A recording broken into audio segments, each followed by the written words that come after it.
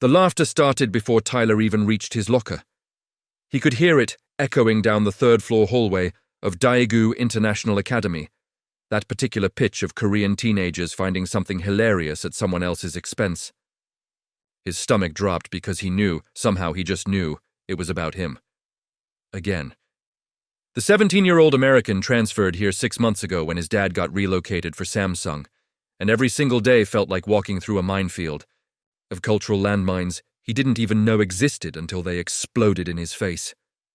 He rounded the corner and saw them. A cluster of about 15 students gathered around his locker, phones out, recording. His locker door hung open, and someone had plastered the inside with printed screenshots. Tyler's face burned as he got closer and saw what they were. Messages. His messages. The ones he'd sent to Mina 3 weeks ago, confessing how he felt. About her. How beautiful he thought she was. How being in Korea felt less lonely when she smiled at him during English class. Except Mina was standing right there in the crowd, laughing behind her hand with her friends. And Tyler realized, with crushing certainty, that she'd shown everyone. She'd screenshot everything and turned his private feelings into a public joke. Oh. "Look, the American boy is here," said Junho, the class president and resident golden boy who seemed to make it his personal mission to remind Tyler he didn't belong. Junho's English was perfect, which somehow made everything worse. "We were just admiring your poetry. Very romantic, very desperate." The crowd laughed harder. Someone had drawn hearts around the screenshots with red marker, and underneath someone else had written in English, "Foreigner can't take a hint." Tyler's hands shook as he reached for his locker, trying to pull the papers down, but Junho stepped in front of him. We're not done yet. Mina wants to give you an answer to your confession." Mina stepped forward, her ponytail swishing, and Tyler felt a flutter of desperate hope until he saw her face. That wasn't kindness in her eyes. That was cruelty. "Tyler, see," she said in Korean, knowing he could understand but still spoke slowly, like he was stupid. "You're nice for a foreigner, but I could never date someone like you. You don't understand anything about Korea. You eat lunch alone. You don't even bow correctly. My parents would die of shame." The hallway erupted. Tyler stood there, 6 feet tall, but feeling about 3 inches high, while students recorded his humiliation for what would probably be TikTok or Instagram by lunch period. He grabbed his textbooks with trembling hands, slammed his locker shut, and walked away, while Junho called after him in sing-song English, "Don't cry, American boy. Maybe. Go back to your country if Korea's too hard." Tyler didn't go to class. He couldn't. He walked straight through the school gates, ignoring the security guard's shout, and kept walking through the unfamiliar streets of Daegu until his legs burned and his eyes dried out from the wind. He ended up in some neighborhood he'd never seen before.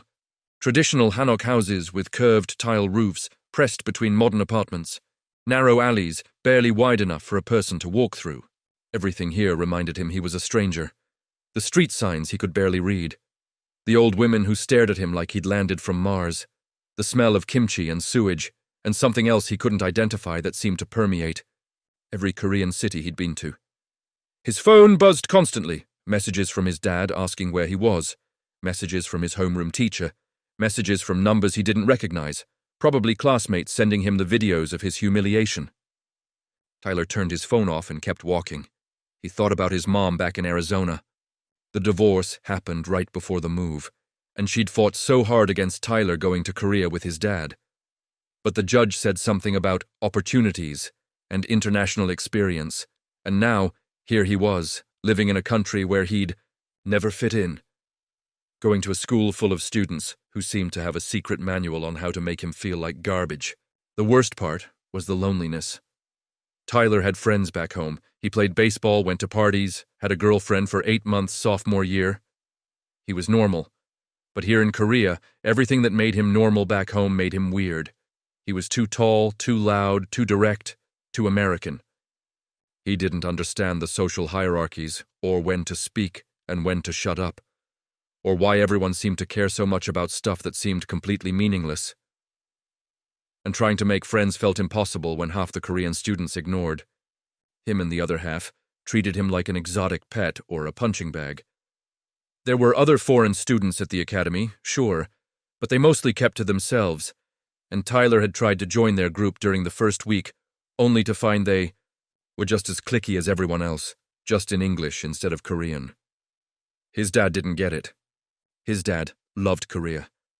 His dad spoke fluent Korean and had Korean friends and went to company dinners and knew how to bow correctly and which hand to use when receiving business cards and all the other tiny rules that governed this country. Dad kept saying Tyler just needed to adapt and be patient and show respect for the culture. Like Tyler wasn't trying his absolute hardest every single day to do exactly that. But it didn't matter. He'd learned to bow, learned to use two hands when receiving things from teachers, learned to take his shoes off at the door, learned basic Korean phrases, and still everyone at school treated him like an idiot foreigner who couldn't possibly understand their superior way of doing things. Tyler found himself at the base of a small mountain, or what Koreans called a mountain, but what looked more like a big hill to his American eyes. A hiking trail wound upward through pine trees, and without really deciding to, Tyler started climbing. The physical exertion felt good, better than sitting in his tiny dorm room, better than facing his dad's disappointment, better than seeing those screenshots plastered everywhere tomorrow because there was no way this would blow over quickly. The trail got steeper, and Tyler's legs screamed, but he pushed harder, sweat soaking through his uniform shirt even though it was only March and still cold. He needed to hurt.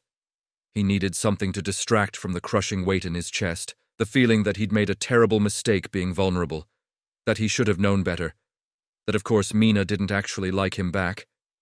He'd been so stupid, so desperate for connection that he'd mistaken basic friendliness for something more. After about 40 minutes of climbing, Tyler reached a small clearing with a wooden pavilion overlooking the city. Daegu spread out below, all apartment blocks and concrete and neon signs starting to glow in the late afternoon light. He sat on the pavilion steps and finally let himself feel it. The embarrassment, the anger, the bone-deep exhaustion of constantly feeling like he didn't belong anywhere. He put his head in his hands and tried not to cry because crying about this felt pathetic. But his shoulders shook anyway, and hot tears slipped through his fingers. He hated Korea. He hated this school. He hated his dad for bringing him here and his mom for not fighting harder and himself for being so weak and foreign and wrong. Something rustled behind him. Tyler whipped around, wiping his eyes quickly, expecting to see a hiker or maybe a stray dog. Instead, there was a small shrine. Tyler hadn't noticed it before, partially hidden by the pavilion's shadow. It looked old, really old, with weathered stone and faded paint. But in front of the shrine sat something that definitely wasn't old. A glass sphere about the size of a baseball, perfectly clear, sitting on a bed of dead leaves like someone had just placed it there. Tyler stood up slowly and walked over. The sphere caught the fading sunlight and refracted it into rainbow patterns across his hands. He shouldn't touch it. Everything in his rational mind said this was probably some kind of religious offering, or art installation, or something important he'd mess up by touching because that's what he did in Korea. Constantly touch and break invisible rules. But his hand reached out anyway, drawn by something he couldn't name. And the moment his fingers closed around the cool glass surface, the world tilted. The sphere turned black in his hand. Not black like it had been painted, but black like the color was pouring into it from somewhere else, flooding the glass with darkness that swirled and moved like living smoke. Tyler tried to drop it but couldn't. His fingers had locked around the sphere against his will, and the darkness was spreading, crawling up his arm like ink through water, and oh God, it hurt. It burned cold and freezing and wrong, and Tyler opened his mouth to scream, but no sound came out. The darkness covered his vision. He fell to his knees, still clutching the sphere, feeling the cold spread through his chest and down his legs and into his skull, and for a terrifying moment Tyler thought he was dying, that he'd somehow found a cursed object on a Korean mountain, and this was how his pathetic life would end, killed by something he didn't understand in a country that never wanted him. Then the darkness stopped. The pain stopped. Tyler was still kneeling in the clearing, still holding the sphere, but the glass was clear again and the sun was lower and everything looked normal except Tyler felt different, wrong, hollow. He dropped the sphere, and it rolled into the leaves without breaking. His hands looked normal, his body felt normal. But inside, something fundamental had shifted, like a piece of him had been scooped out and replaced with empty space. Tyler stood up on shaking legs and looked at his reflection in the pavilion's window. Same face, same messy brown hair, same uniform. But his eyes looked different somehow, darker, and when he blinked he saw after-images of the darkness swirling behind his eyelids. He needed to get back. His dad was probably freaking out. School had definitely called. Tyler stumbled back down the mountain trail, his body moving on autopilot while his mind tried to process what had just happened. Maybe he'd had a panic attack. Maybe the stress had finally broken something in his brain, and he'd hallucinated the whole thing.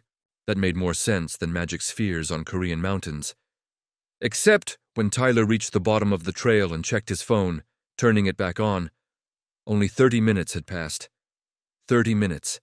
The entire climb, the crying, the sphere, the darkness, everything had somehow compressed into half an hour. That wasn't possible. The walk up alone had taken 40 minutes. He had 63 messages and 14 missed calls. Tyler ignored them all and walked back toward his dorm, which was thankfully separate from the main school building. His roommate, another American kid named Marcus, who mostly ignored him, wouldn't be back until late because of soccer practice. Tyler needed to be alone. He needed to think. He needed to figure out what was happening to him because the hollow feeling in his chest was growing, spreading, and with it came something else. A sensation, an awareness. Tyler could feel the space around him in a way he'd never felt before. Like the air itself had texture and weight, and he could somehow sense the shape of it. He stopped walking. There was a convenience store to his right, the usual GS25 that existed on every Korean corner. An old man was walking toward the entrance, his arms full of grocery bags, and Tyler watched as the man struggled to reach for the door handle without dropping anything. Without thinking, without meaning to, Tyler reached out with that hollow, feeling in his chest, and the door swung open on its own. The old man paused, looked at the door, shrugged and walked through. Tyler's heart hammered. He looked at his hand. Nothing unusual. But that had been him. He'd done that. He'd reached out with something inside him, something new and hollow and wrong, and he'd moved the door without touching it. Tyler ducked into an alley and leaned against the wall, breathing hard. Okay, this was insane. This wasn't real. Magic wasn't real. Telekinesis wasn't real. Korea was a modern country with Samsung and K-pop and high-speed internet, not a place where mysterious spheres gave people superpowers.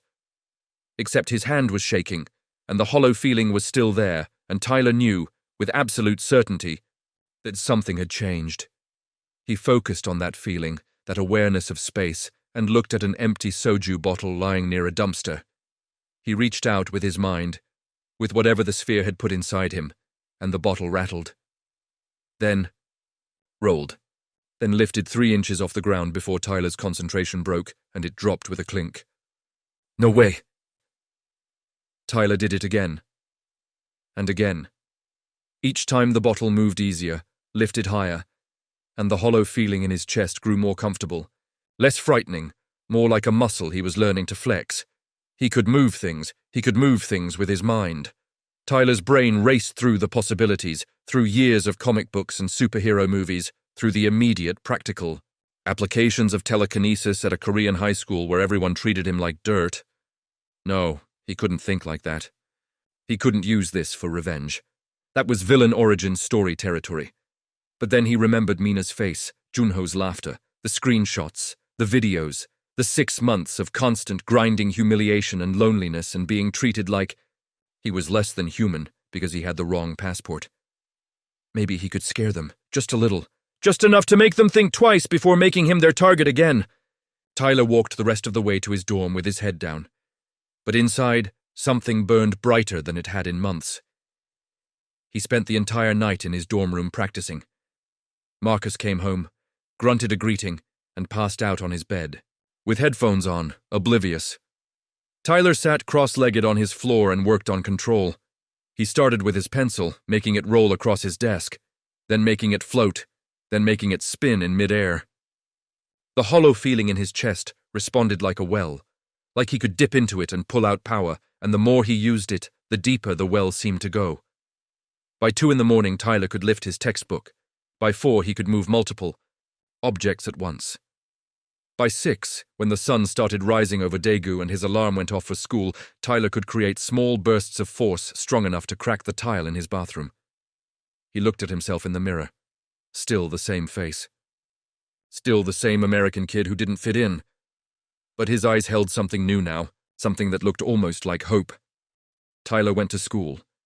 He walked through the gates with his head up for the first time in months, ignoring the stares and whispers that followed him everywhere. Sure enough, the screenshots were everywhere. Someone had made photocopies and taped them to walls. Someone else had created a meme format with his most embarrassing messages. The TikTok video from yesterday had 73,000 views. Tyler's hands clenched into fists, but he forced himself to breathe, to stay calm, to not reveal anything. First period was Korean history, which Tyler barely understood on a good day. He sat in his usual spot at the back while Junho and his friends whispered and laughed in the rows ahead. The teacher, Mrs. Park, taught entirely in Korean and seemed to take personal offense whenever Tyler asked for clarification. Today she was explaining something about the Joseon dynasty, while Tyler tried to focus on looking normal, on not accidentally making her whiteboard markers float off the tray. Then Junho raised his hand and asked in Korean, "Teacher, is it appropriate for foreign students to sexually harass Korean girls through messages? Shouldn't there be consequences?" The class erupted in murmurs. Mrs. Park's eyes found Tyler, and her expression hardened. "Tyler C., is there something you want to tell the class?" Tyler's Korean was functional, but not great, and he stumbled through a response about how he'd just been friendly, how he didn't harass anyone, how this was a misunderstanding. Mrs. Park didn't look convinced. "In Korea, we respect boundaries.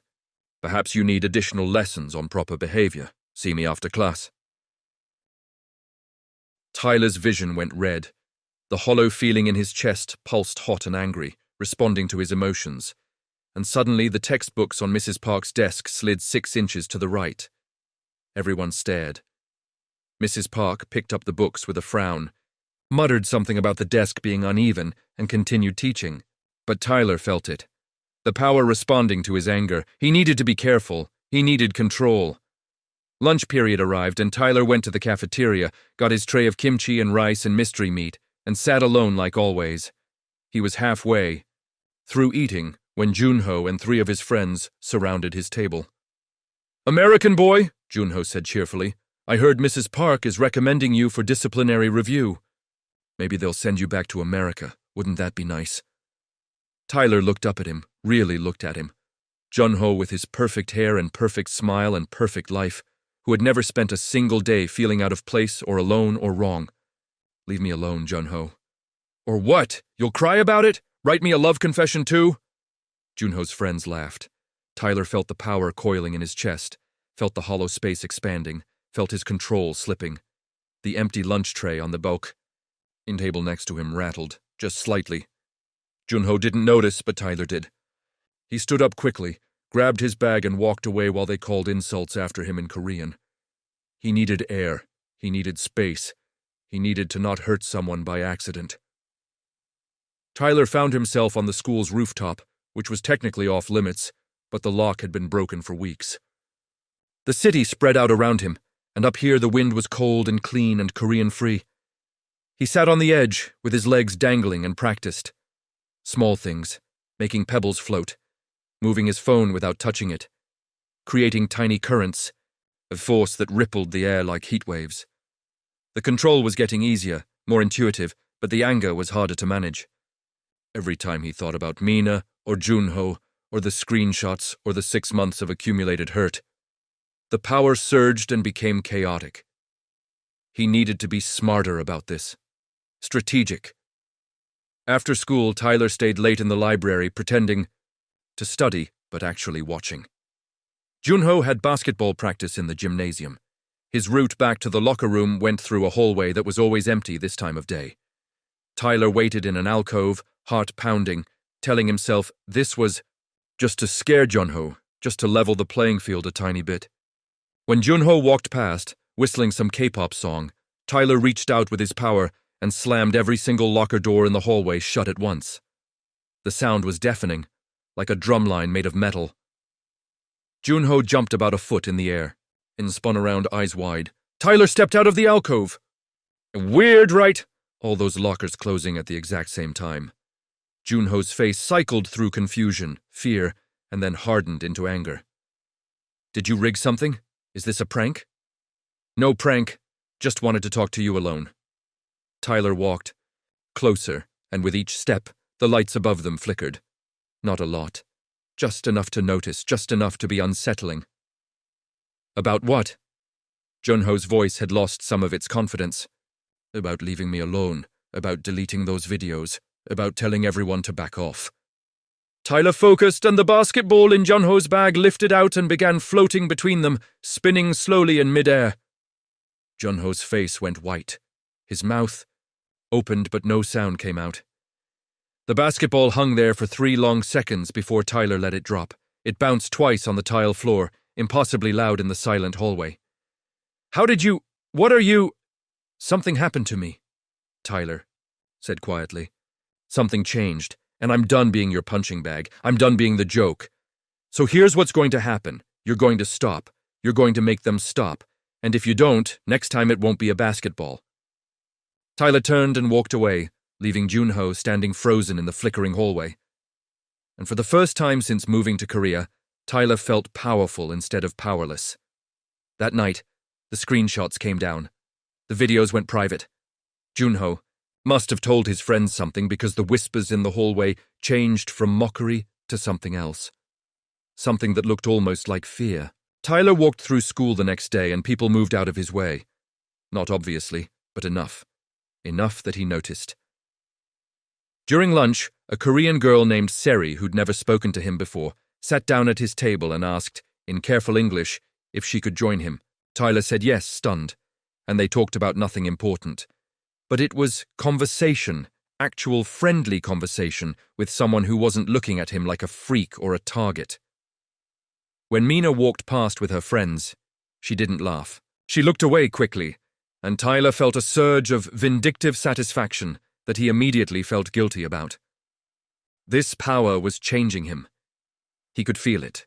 The hollow space in his chest was growing, spreading into parts of his personality, making him harder, colder, more willing to hurt people who hurt him first. Was that wrong? Tyler didn't know anymore. All he knew was that for the first time, in 6 months, he could breathe at school. The weekend came and Tyler went back to the mountain. He needed to understand what had happened to him.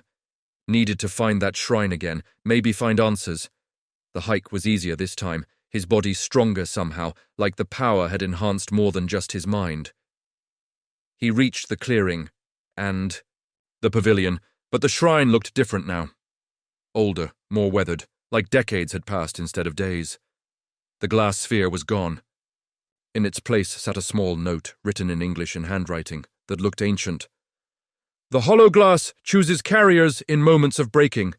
Use it to rebuild or destroy. The choice shapes the emptiness inside.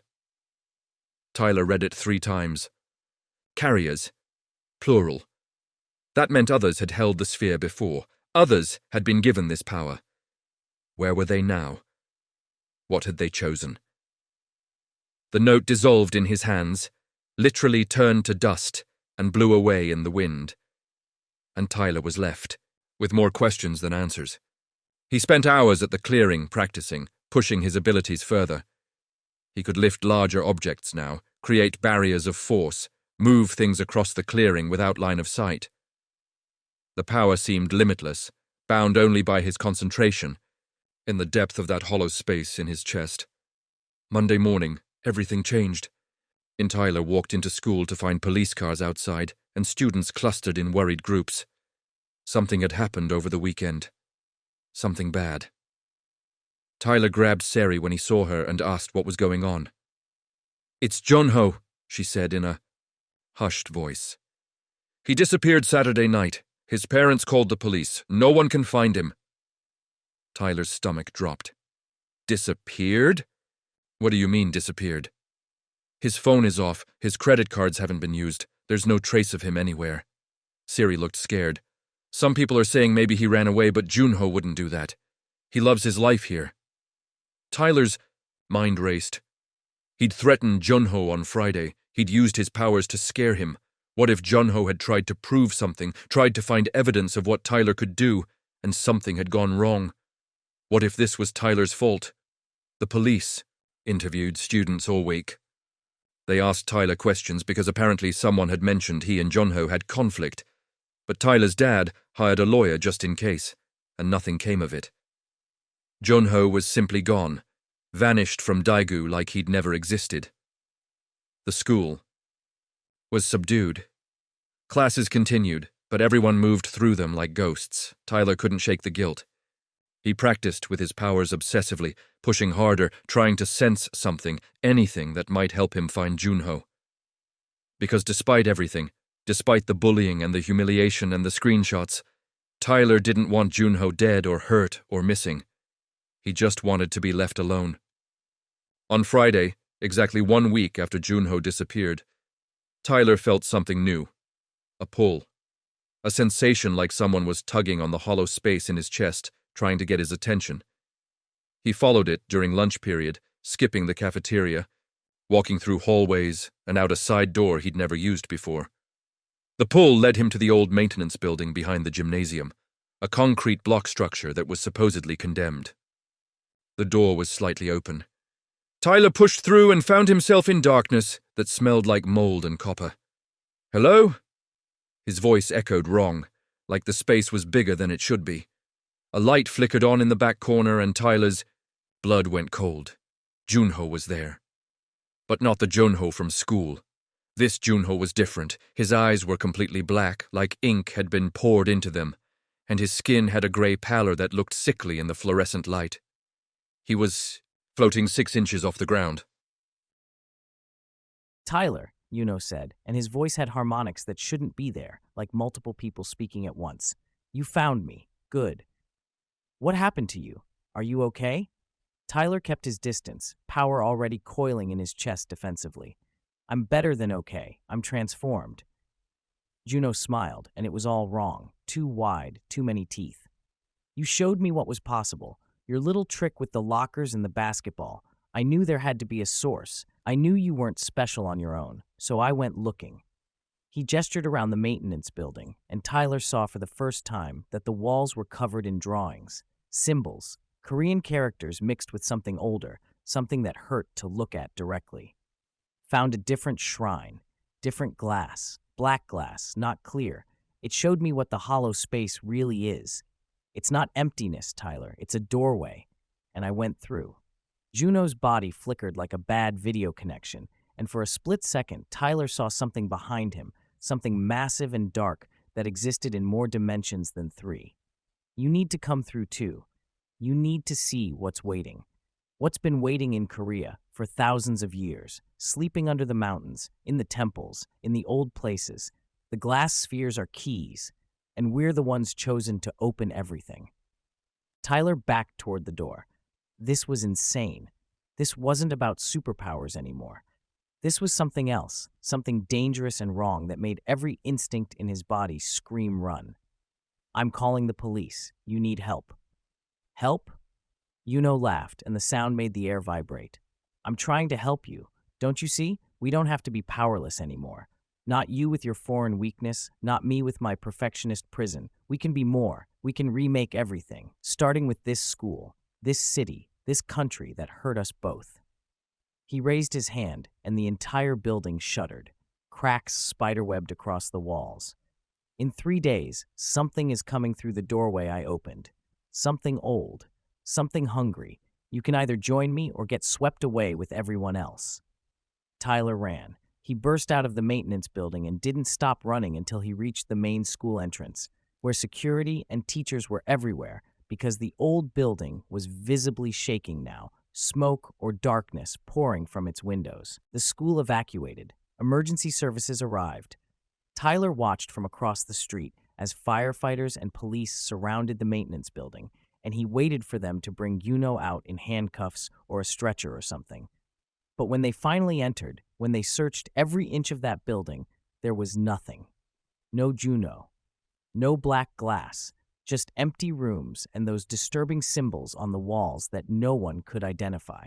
Tyler stood in the crowd of students and felt the hollow space in his chest pulsing like a second heartbeat. 3 days. Juno had said 3 days. Tyler pulled out his phone and started researching. Korean mythology, glass artifacts, doorways between worlds, mountain spirits, everything he could think of that might explain what was happening. By midnight, he had a theory. By morning, he had a plan. And by the time the sun rose over Daegu on Saturday, painting the city in red and gold light that looked almost apocalyptic, Tyler was back on the mountain at the shrine, staring at the empty spot where the clear glass sphere had been, holding in his hand a piece of broken mirror he'd found in the maintenance building. The mirror reflected his face, but in the reflection his eyes were starting to darken at the edges, like ink seeping into clear water. Tyler had 2 days to figure out how to stop whatever Juno had unleashed, and he was pretty sure the answer involved going through a doorway he might not come back from. Behind him, the city of Daegu stretched out vast and uncaring, and somewhere in its streets, in its schools, in its mountains and temples and forgotten places, something ancient was waking up, something that had chosen Tyler and Junho as its keys to the modern world. Tyler looked at his reflection one last time, then threw the mirror piece as hard as he could off the mountain. It tumbled through the air, catching sunlight, before disappearing into the forest below. He didn't need a doorway. He was going to find another way. And when Monday came, when whatever Junho had promised started to manifest at Daegu International Academy, Tyler would be ready. He had to be. Because he might be a foreign kid who didn't fit in, but he was also the idiot who'd picked up mysterious glass on a Korean mountain, and that made this his responsibility. The hollow space in his chest pulsed stronger, deeper, and for the first time, Tyler didn't try to control it or understand it. He just let it fill him, let it spread through his body like dark water, and when he opened his eyes, the whole mountain seemed to ripple, like reality itself was paper-thin, and something massive was pressing against it from the other side, waiting to break through. 3 days. 3 days until everything changed. Tyler started walking back down the mountain, power crackling around his fingertips like lightning, and behind him, carved into the shrine's weathered stone in letters that definitely hadn't been there before, a message appeared in English. The carrier has chosen. Let the Hollow War begin. The Korean Barbecue celebration lasted exactly 43 minutes before everything changed.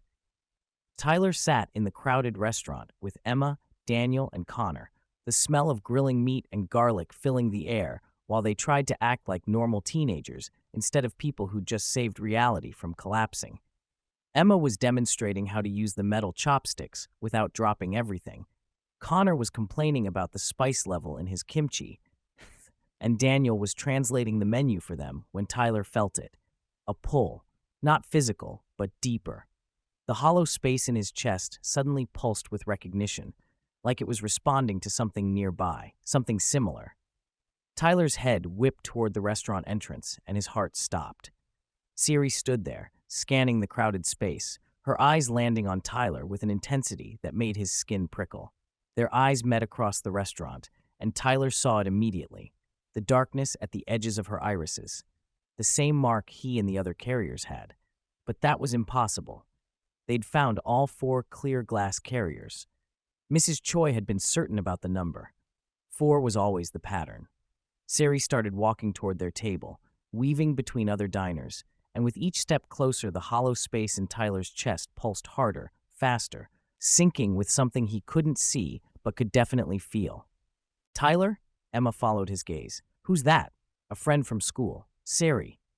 Tyler stood up as she reached their table, his mind racing. How long had she been like this? How had he not noticed? We need to talk, Sari said quietly, her English careful and precise. Alone, now. The other carriers exchanged glances. Tyler could feel their tension, their protective instincts rising, but he nodded. It's okay, I'll be right back. He followed Sari out of the restaurant and into the alley beside it, where the sounds of the city felt muted and distant. She turned to face him and crossed her arms. I saw what you did to the hallway last week. When Junho was bothering you, the lockers slamming shut all at once. That wasn't wind. Tyler's mind flashed back to that moment, to using his powers for the first time in public, to threatening Junho. I don't know what you're talking about. Don't lie to me. Siri's voice was sharp. I've been watching you since Friday. The way you move differently, the way objects around you tremble when you're upset, the way your eyes changed.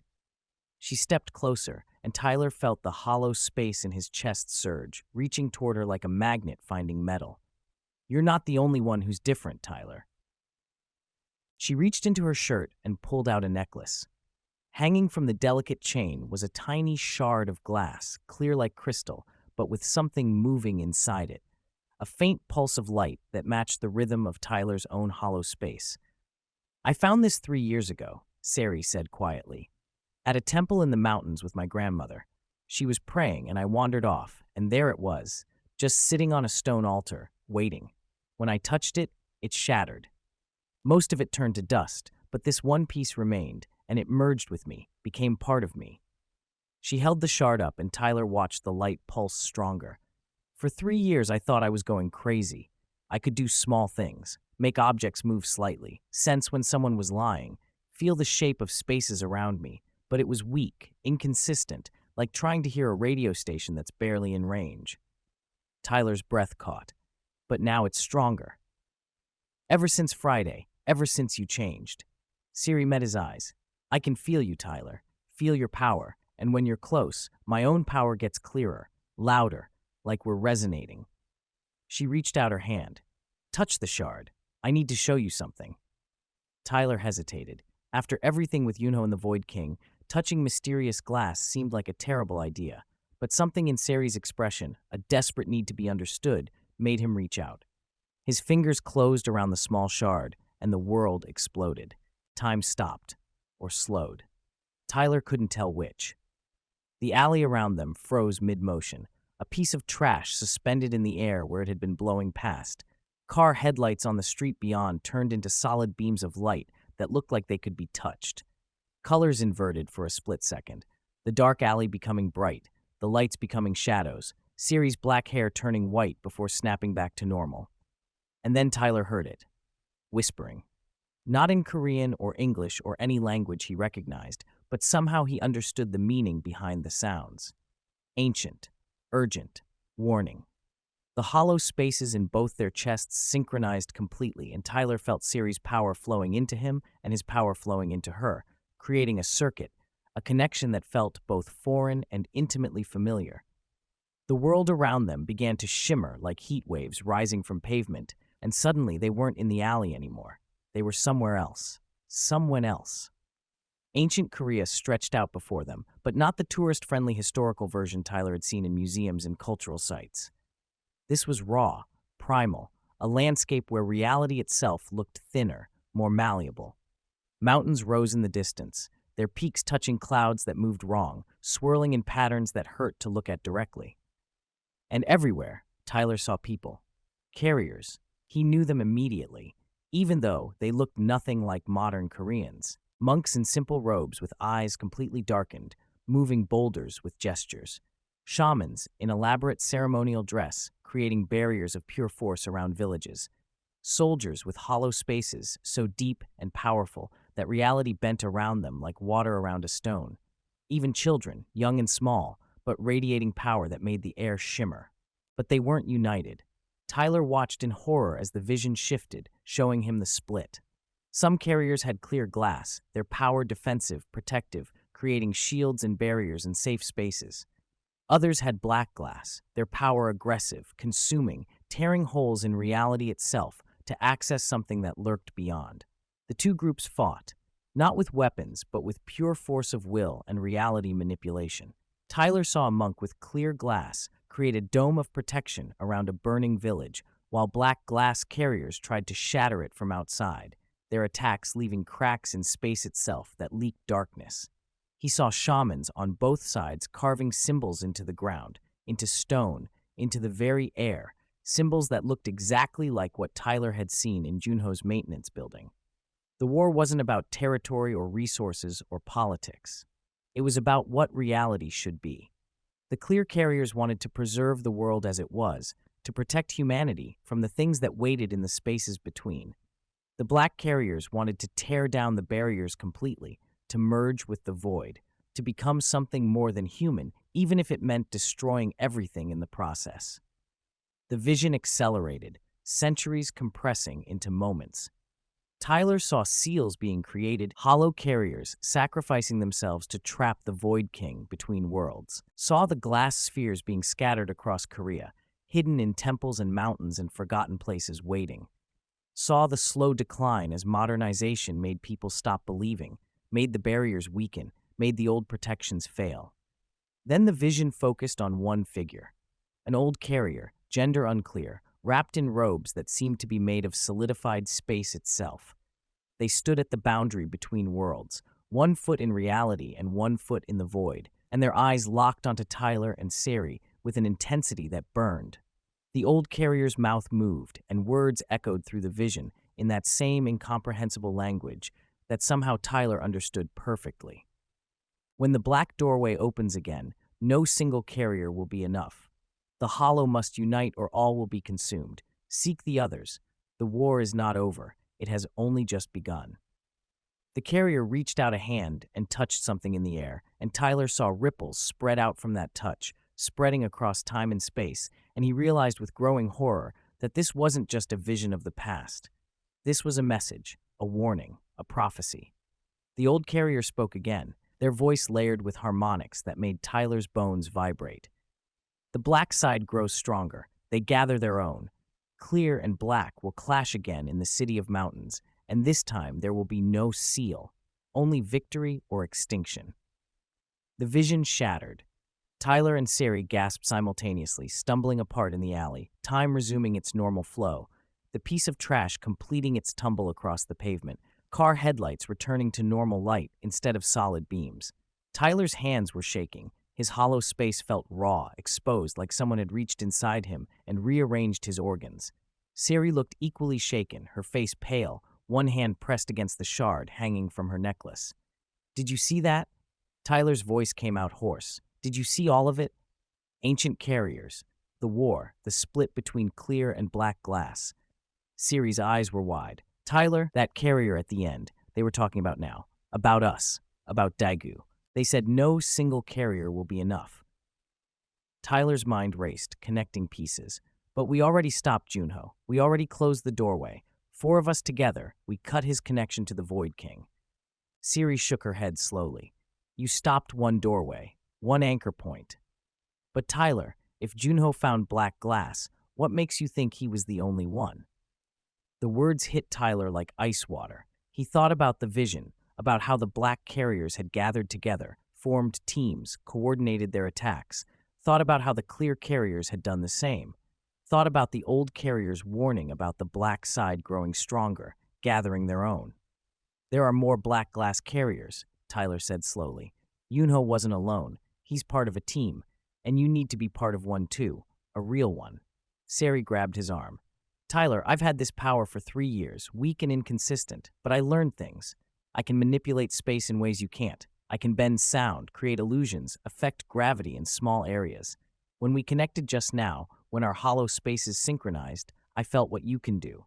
Raw force, aggressive power, barriers and attacks. We're different types of carriers, but we complement each other. Tyler thought about Emma, Daniel, and Connor waiting in the restaurant. I already have a team, 4 clear glass carriers who helped me stop Junho. 4 who just discovered their powers days ago, Sari countered. I'm not saying replace them, I'm saying expand. If there are black glass carriers gathering in Daegu right now, planning something bigger than one doorway, we need every clear carrier we can find. And I know where to look. She pulled out her phone and showed Tyler a map with several locations marked. These are places where I've felt resonance over the years. Weak signatures that I couldn't understand until now. Temples, old neighborhoods, even a cafeteria at the university. There are others, Tyler. Latent carriers. People who might not even know what they are yet. We need to find them before the black side does. Tyler looked at the map, then back at the restaurant where his team waited. Everything was moving so fast. 3 days ago, he was just a bullied American kid trying to survive Korean high school. Now he was recruiting for a supernatural war that had apparently been going on for centuries. Okay, he said finally, but we do this together. All of us. You meet my team, we combine resources, we find the others. Siri nodded. Agreed. But Tyler, there's something else you need to know. Something I saw in your memories during the connection. Tyler tensed. What? Your father. There was a moment, just a flash, but I saw him touching something glass-like years ago, before you were born. It was buried, hidden, but the resonance was there. She met his eyes. I think your dad might have been a carrier once, or at least touched a sphere and rejected it. And if that's true, if there's a hereditary component or a bloodline connection, it might explain why you were drawn to the mountain shrine, why the sphere chose you. Tyler's world tilted slightly. His dad? A carrier? The man who loved Korea, who spoke perfect Korean, who seemed to understand this country in ways Tyler never could. Had his dad been hiding something this whole time? That's a problem for later, Tyler said, pushing down the surge of questions and emotions. Right now, we need to focus on finding other carriers and figuring out what Junho's team is planning. They walked back into the restaurant together. Emma, Daniel, and Connor looked up as they approached, their expressions wary, power coiled and ready even though they were sitting at a barbecue table. Tyler could feel their protective instincts, their suspicion of this new person. Everyone, this is Siri. She's been a carrier for 3 years. Tyler gestured for Siri to sit. And she just showed me a vision that suggests we have a much bigger problem than we thought. Over the next hour, while the restaurant filled and emptied around them, Tyler and Siri explained everything. The vision of ancient Korea, the war between clear and black carriers, the old carriers' warning, the possibility of more black glass teams gathering in Daegu. Emma was the first to speak when they finished. So what you're saying is that stopping Junho was just the opening move. The real war hasn't started yet. Exactly, Sari confirmed. The black carriers are organized. They have a goal, a purpose. They want to tear down the barriers between our world and the void completely. Juno was just one anchor point. If they create multiple doorways simultaneously across the city, the combined strain on reality would be catastrophic. Daniel pulled up his laptop and started typing. If we're looking for latent carriers, I can cross-reference the locations Sari marked with recent reports of unusual phenomena, strange occurrences, unexplained events, people posting about weird experiences online. Connor, despite being the youngest, was thinking tactically. We need to split up, cover more ground. Tyler and Sari should work together since their hollow spaces synchronize, but the rest of us can investigate the other locations. No splitting up, Emma said firmly. That's how people die in horror movies. We stay in pairs minimum. Tyler nodded. Agreed. Tomorrow, we'll start with the closest location on Sari's map. But tonight, we need to prepare. We just fought the Void King and barely survived. If we're going to face multiple black carriers, we need to train, get stronger, learn to coordinate our abilities better. They spent the rest of the evening at Daniel's university apartment, the largest space available, practicing. Tyler and Sari discovered that when they synchronized their hollow spaces intentionally, they could create effects neither could achieve alone. Tyler's raw force combined with Sari's spatial manipulation allowed them to create barriers that bent light and sound, making them invisible. They could slow time in small areas. They could even create pockets of altered gravity that made objects float or slam to the ground with crushing force. Emma worked on precision, learning to move multiple small objects simultaneously instead of just one large object. Daniel focused on range, discovering he could sense hollow spaces up to half a mile away if he concentrated. Connor, the youngest but somehow the most adaptable, found he could create sharp, focused bursts of force that cut through solid materials like invisible blades. By midnight, they were exhausted, sweating, the apartment looking like a tornado had hit it, but they were better. Stronger, more coordinated. Tyler stood by the window looking out at Daegu's nightlights and felt the weight of responsibility settling heavier on his shoulders. Somewhere out there, black glass carriers were gathering, planning, preparing to tear holes in reality. And Tyler's team of 6, no 5, he corrected himself, Junho was saved but not part of their group, was supposed to stop them. Thinking too hard, Sari said quietly, appearing beside him. I can feel your anxiety from across the room. Our hollow spaces are still partially synced. How do you turn that off? Tyler asked. The connection. It's distracting. You don't. Not completely. Once hollow spaces synchronize, they stay linked. It fades with distance and time, but the bond remains. She looked out at the city. I've been alone with this power for 3 years, Tyler, feeling things I couldn't explain, seeing the world differently, thinking I was losing my mind. Having someone who understands, who shares this burden, it's a relief.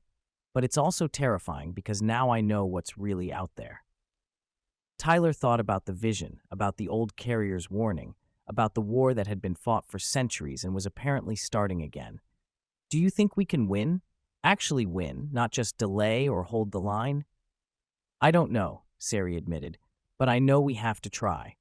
Because the alternative is letting reality break, and I'm not ready for that. The next morning arrived too quickly. Tyler barely slept, his dreams full of ancient battles and darkening doorways, and Junho's black eyes staring at him. He met the others at 7 a.m. at a small park near the first location on Sari's map, a traditional Hanok neighborhood in Old Daegu, preserved from modernization, where narrow alleys wound between ancient houses with curved tile roofs. According to Sari's notes, she'd felt a strong resonance here 2 years ago, near a small shrine dedicated to a minor mountain spirit. They walked through the quiet morning streets, the elderly residents just beginning their day, and Tyler felt it immediately, a pull, similar to what he'd felt when sensing other carriers, but different, older, deeper, like whatever was here had been waiting much longer than a few days. There, Sari pointed to a house at the end of a narrow alley. Smoke rose from its chimney, and through the window, Tyler could see someone moving inside. An old woman, maybe 70, preparing breakfast. She's a carrier? Connor sounded skeptical. She barely looks strong enough to lift a pot. Don't underestimate the elderly, Daniel murmured. In Korea, age means wisdom, and power doesn't care about physical strength. They approached the house cautiously. Tyler knocked on the door, unsure what to say. How did you ask someone if they had supernatural powers? The door opened, and the old woman looked out at them, her eyes scanning the group before landing on Tyler. Her expression didn't change, but Tyler saw her eyes, darker at the edges, much darker, almost completely black. You took long enough, she said in Korean accented English. I've been waiting since Friday for carriers to come find me. I felt the awakening, felt the barriers thinning, thought I might have to do this alone like last time. She stepped aside. Come in. We have much to discuss and very little time. The interior of the Hanok was traditional, with low tables and cushions on heated floors, but the walls were covered in symbols. The same symbols from Tyler's vision, from Yunho's building, carved or painted into every surface. Protection wards, Tyler realized. This woman knew exactly what she was dealing with. They sat in a circle while she prepared tea, her movements economical and precise despite her age. When everyone had a cup, she sat and fixed them with a stare that made Tyler feel like he was being evaluated. My name is Mrs. Han, she said. I was a carrier in the last awakening 60 years ago. Clear glass, like all of you. We fought black carriers throughout Korea, stopped 7 major doorway attempts, and finally managed to reinforce the seals. But it cost us. Of the 20 clear carriers who fought, only 3 survived. I'm the last one left alive. The group exchanged glances. 20 carriers, 7 doorway attempts, 3 survivors. The numbers weren't encouraging. How many black carriers were there? Emma asked quietly. 15 that we confirmed, but we suspected more, hiding, waiting for opportunities. Mrs. Han sipped her tea. The black glass makes them patient. It feeds on despair and emptiness, and those emotions make planning destruction easier than planning protection. They can wait decades for the right moment. Do you still have power? Tyler needed to know if she could fight alongside them. Mrs. Han held up her hand, and the air above her palm distorted, folded in on itself, creating a space that was simultaneously there and not there. My power is spatial folding, creating pockets of compressed space, useful for defense and containment. She closed her hand, and the distortion vanished. But I'm old. My hollow space has shrunk over the decades. I can maybe fight for 10 minutes before it exhausts me. You can't rely on me for heavy combat. But you can teach us. Siri said, you fought this war before. You survived. You know their tactics, their strategies, which is why I've been preparing. Mrs. Han stood and walked to a cabinet, pulling out a folder thick with papers. I've been monitoring Daegu for signs of black glass awakening, strange deaths, reality distortions, people disappearing or changing suddenly. Over the past week, I've identified at least 6 possible black carriers. She spread photographs across the table, and Tyler's blood ran cold. One of them was Yunho, but there were others. A university student Tyler didn't recognize, a businessman in his 30s, a teenage girl who looked eerily similar to Mina, the girl who'd humiliated Tyler, a middle-aged woman, an elderly man, 6 black carriers. Tyler's team had 5 clear carriers, now 6 with Mrs. Han. The numbers were almost even, but that assumed they could find all the clear carriers before the black side made their move. How do we find the others? Tyler asked. The remaining clear carriers. You said 20 fought last time. How many should there be this time? The pattern isn't fixed, Mrs. Han explained. It depends on how weak the barriers are, how many spheres activate. I estimate between 8 and 12 clear carriers in Daegu right now. Some may not know what they are yet. Some may have felt the change but suppressed it, frightened. We need to find them quickly. Daniel had been typing on his laptop throughout the conversation.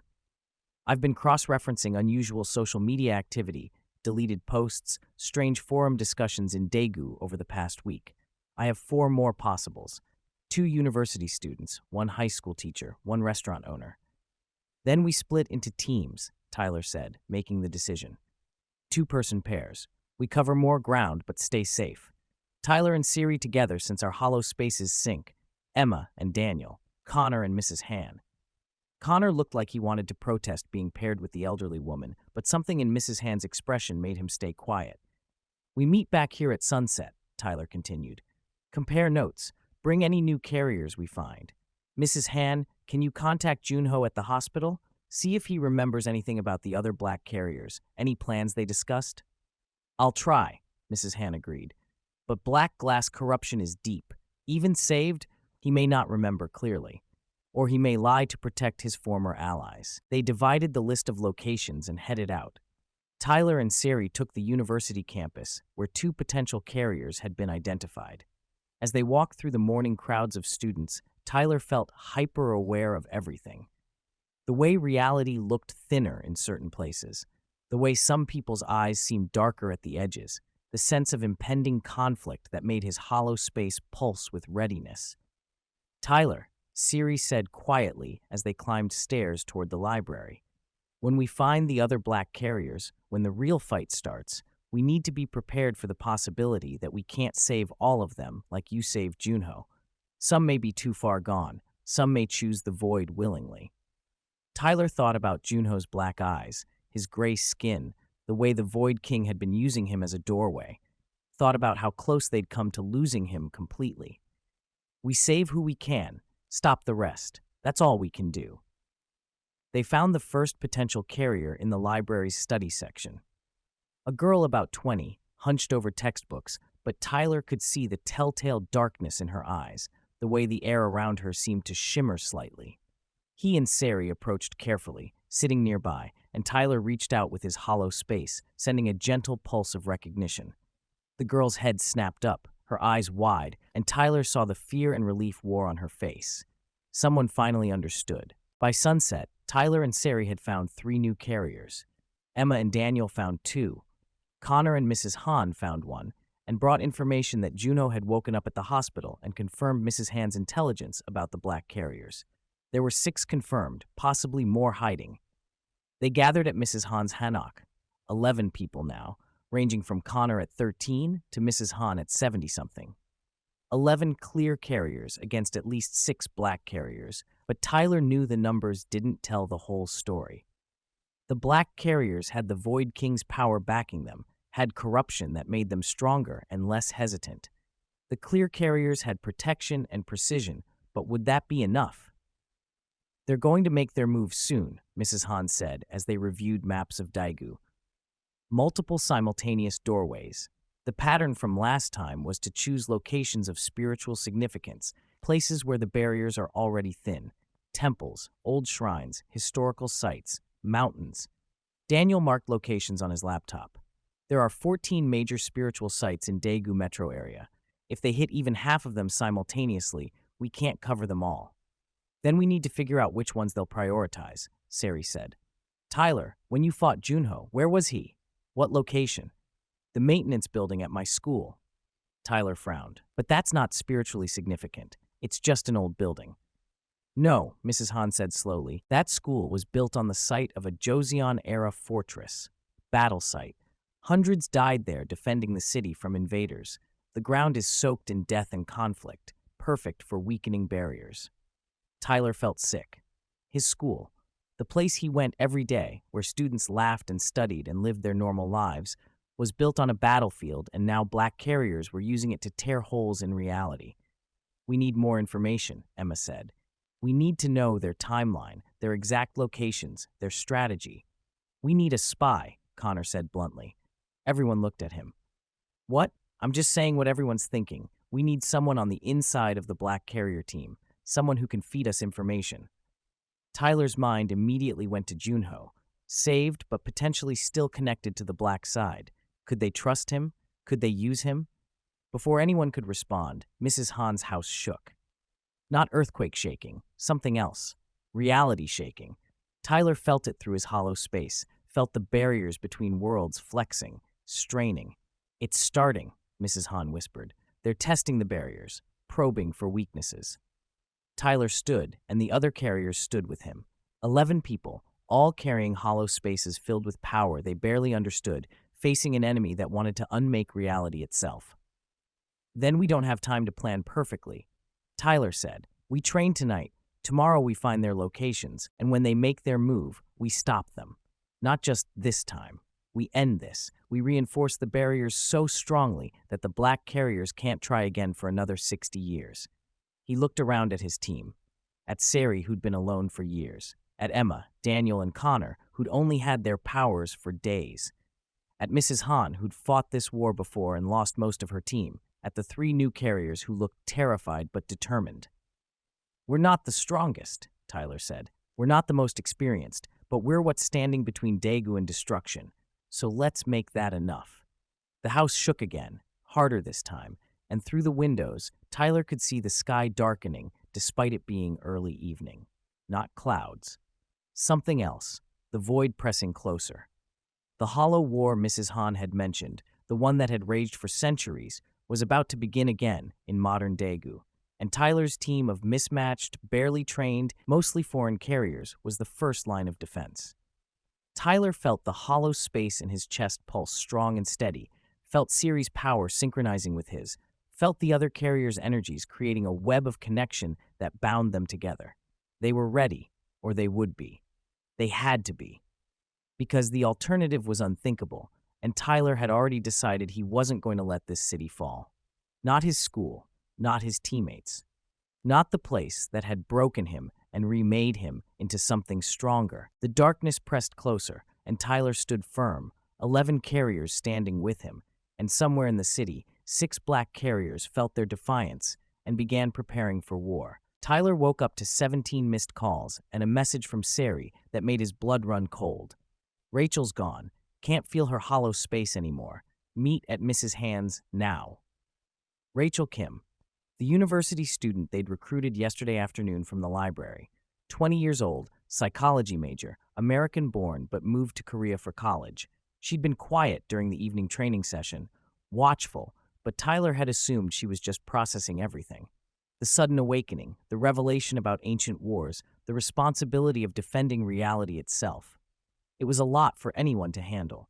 Tyler threw on clothes and ran the 3 blocks to Mrs. Han's hanok, his hollow space pulsing with anxiety. The sun was barely up, the streets still quiet, but Tyler could feel something wrong in the air. A wrongness that made his skin prickle and his power coil defensively without conscious thought. Everyone was already there when Tyler arrived. Siri stood by the window, looking pale and shaken. Emma and Daniel were huddled over Daniel's laptop. Connor sat with 2 of the new carriers, a high school teacher named Mason and a restaurant owner named Blake, both looking confused and frightened. Mrs. Han stood in the center of the room with her eyes closed, one hand raised, fingers moving in patterns that left trails of distorted space in the air. "I can't find her," Mrs. Han said without opening her eyes. "I'm scanning the entire city for her hollow signature, and there's nothing, like she never existed." "People don't just vanish," Emma said, but her voice was uncertain. "Could she have left the city? Gone back to Seoul or something?" "Her hollow space was tethered here," Sari explained, her arms wrapped around herself like she was cold. "Once a carrier awakens in a location, their power is bound to that place until the awakening cycle ends. She physically couldn't leave Daegu even if she wanted to." She looked at Tyler with fear in her eyes. Her hollow space didn't fade or weaken. It disappeared, completely, instantly, like someone flipped a switch and turned her off. Mrs. Han finally opened her eyes and lowered her hand. There are only 3 ways a hollow space vanishes that quickly: death, rejection, or conversion. The word hung in the air like a threat. "Conversion?" Connor's voice cracked slightly. "You mean turning to the black side? Can they do that? Can black carriers convert clear carriers?" "It's rare," Mrs. Han said slowly. "In my experience 60 years ago, we only saw it happen twice. But yes, if a clear carrier is vulnerable enough, isolated enough, if they can be convinced that protection is futile and destruction is inevitable, the black glass can corrupt them. Their hollow space inverts, clear becomes black, defense becomes offense." Tyler felt sick. They'd found Rachel less than 24 hours ago. She'd seemed fine. A little overwhelmed, maybe, but who wouldn't be? What had the black carriers offered her that made her turn so quickly? "We need to find her," Tyler said. "If she's been converted, maybe we can convert her back. We saved Junho from the Void King. We can save Rachel from whatever's corrupting her." "Junho was an anchor point," Mrs. Han corrected. "He was being used, consumed. Rachel chose this." "That's different. That's harder to reverse." Daniel's laptop beeped. He'd been running searches through social media and local news. "I've got something. Multiple reports of strange lights near Banwoldang subway station about 30 minutes ago. Witnesses describing reality glitches, colors inverting, time seeming to skip. Then everything went back to normal, and the witnesses can't remember details clearly." "That's void energy," Sari said immediately. "They're testing a doorway location." "Mrs. Han, is Banwoldang spiritually significant?" Mrs. Han pulled out her maps, studied them for a moment, then nodded grimly. "It's built over an old execution site from Japanese occupation. Hundreds died there. The ground is soaked in suffering and injustice, perfect for weakening barriers." "Then that's where we go," Tyler said, already moving toward the door. "Everyone comes. We show force. We demonstrate that we won't let them establish doorway sites without a fight." "Tyler, wait." Emma grabbed his arm. "If this is a trap, if they're using Rachel to draw us out, we could be walking into an ambush. 6 black carriers against 11 of us sounds almost fair, but what if there are more we don't know about?" Tyler thought about the vision Sari had shown him, about how the black carriers in ancient Korea had been patient, strategic, willing to wait decades for the right moment. They weren't mindless monsters. They were intelligent, organized, and they had the advantage of not caring about collateral damage. "Then we plan for an ambush," Tyler said. "We go in teams. Siri and I take point, since our hollow spaces sync. Emma and Daniel provide support. Connor, Mason, and Blake stay with Mrs. Han as reserve. The 3 newest carriers stay here as last defense in case this is a diversion." The newest carriers, 2 university students and a middle-aged office worker they'd recruited last night, looked relieved to not be thrown immediately into combat. Tyler couldn't blame them. Their powers had awakened less than 12 hours ago. They reached Banwoldang Station 20 minutes later. The subway entrance looked normal from the outside, commuters flowing in and out in the typical Monday morning rush. But Tyler could feel it immediately, the wrongness. Reality here was thinner, stretched like plastic wrap pulled too tight. His hollow space pulsed in warning, and beside him, Sari's hand went to the shard hanging from her necklace. "It's still active," she whispered. "Whatever they did here, the effect is ongoing. There's void energy leaking into our reality right now." They descended into the station. The deeper they went, the worse it got. Fluorescent lights flickered in patterns that weren't quite random. Shadows fell in wrong directions. Sound echoed weirdly, arriving at ears before it should, or arriving twice, layered and discordant. Other commuters didn't seem to notice, or maybe they noticed, but their brains couldn't process it, so they just ignored the wrongness and went about their day. Tyler envied them that ignorance. The main platform was crowded with people waiting for trains. Tyler scanned faces, looking for Rachel, for anyone with the telltale darkness in their eyes. Nothing. Just normal people living normal lives, unaware that reality was breaking apart beneath their feet. There, Daniel pointed to a maintenance corridor entrance, the kind marked as staff only with warning signs in Korean and English. I'm sensing hollow signatures down there, multiple, at least 3. Tyler, Siri, Emma, and Daniel exchanged glances. Connor, Mason, Blake, and Mrs. Han hung back near the platform edge, ready to intercept if anything came up. Tyler led the way into the maintenance corridor. The door was unlocked, which should have been the first warning. They walked down concrete steps into darkness that felt too thick, too substantial. Tyler created a small orb of force that glowed with pale light, pushing back the shadows, and what he saw made him stop cold. The maintenance area had been transformed. The walls were covered in those symbols, hundreds of them, carved or painted or burned into the concrete. But these weren't protection wards like at Mrs. Han's house. These were the opposite. Doorway sigils, invitation marks. Tyler recognized them from his vision of ancient Korea, from Junho's building.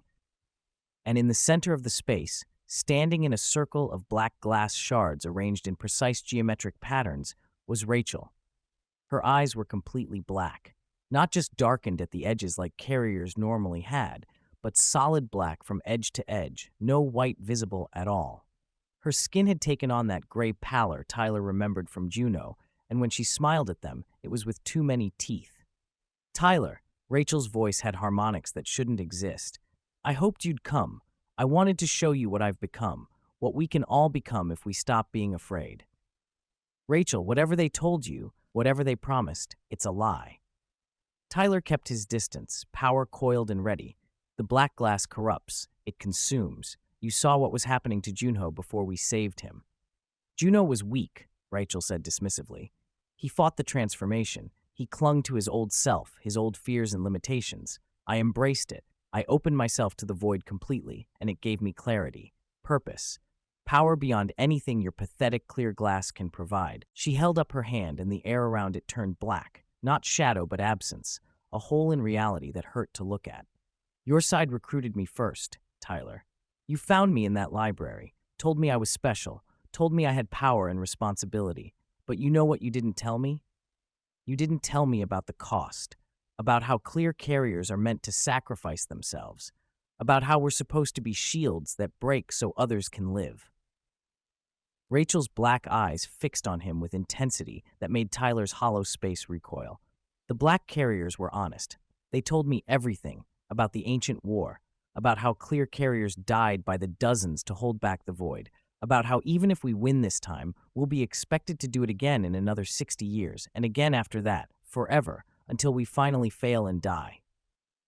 She smiled again. They offered me freedom, true power, a chance to be more than human instead of less. So, don't be angry that they made a better offer. Before Tyler could respond, Rachel reached down and touched one of the black glass shards in the circle. The maintenance area exploded with void energy.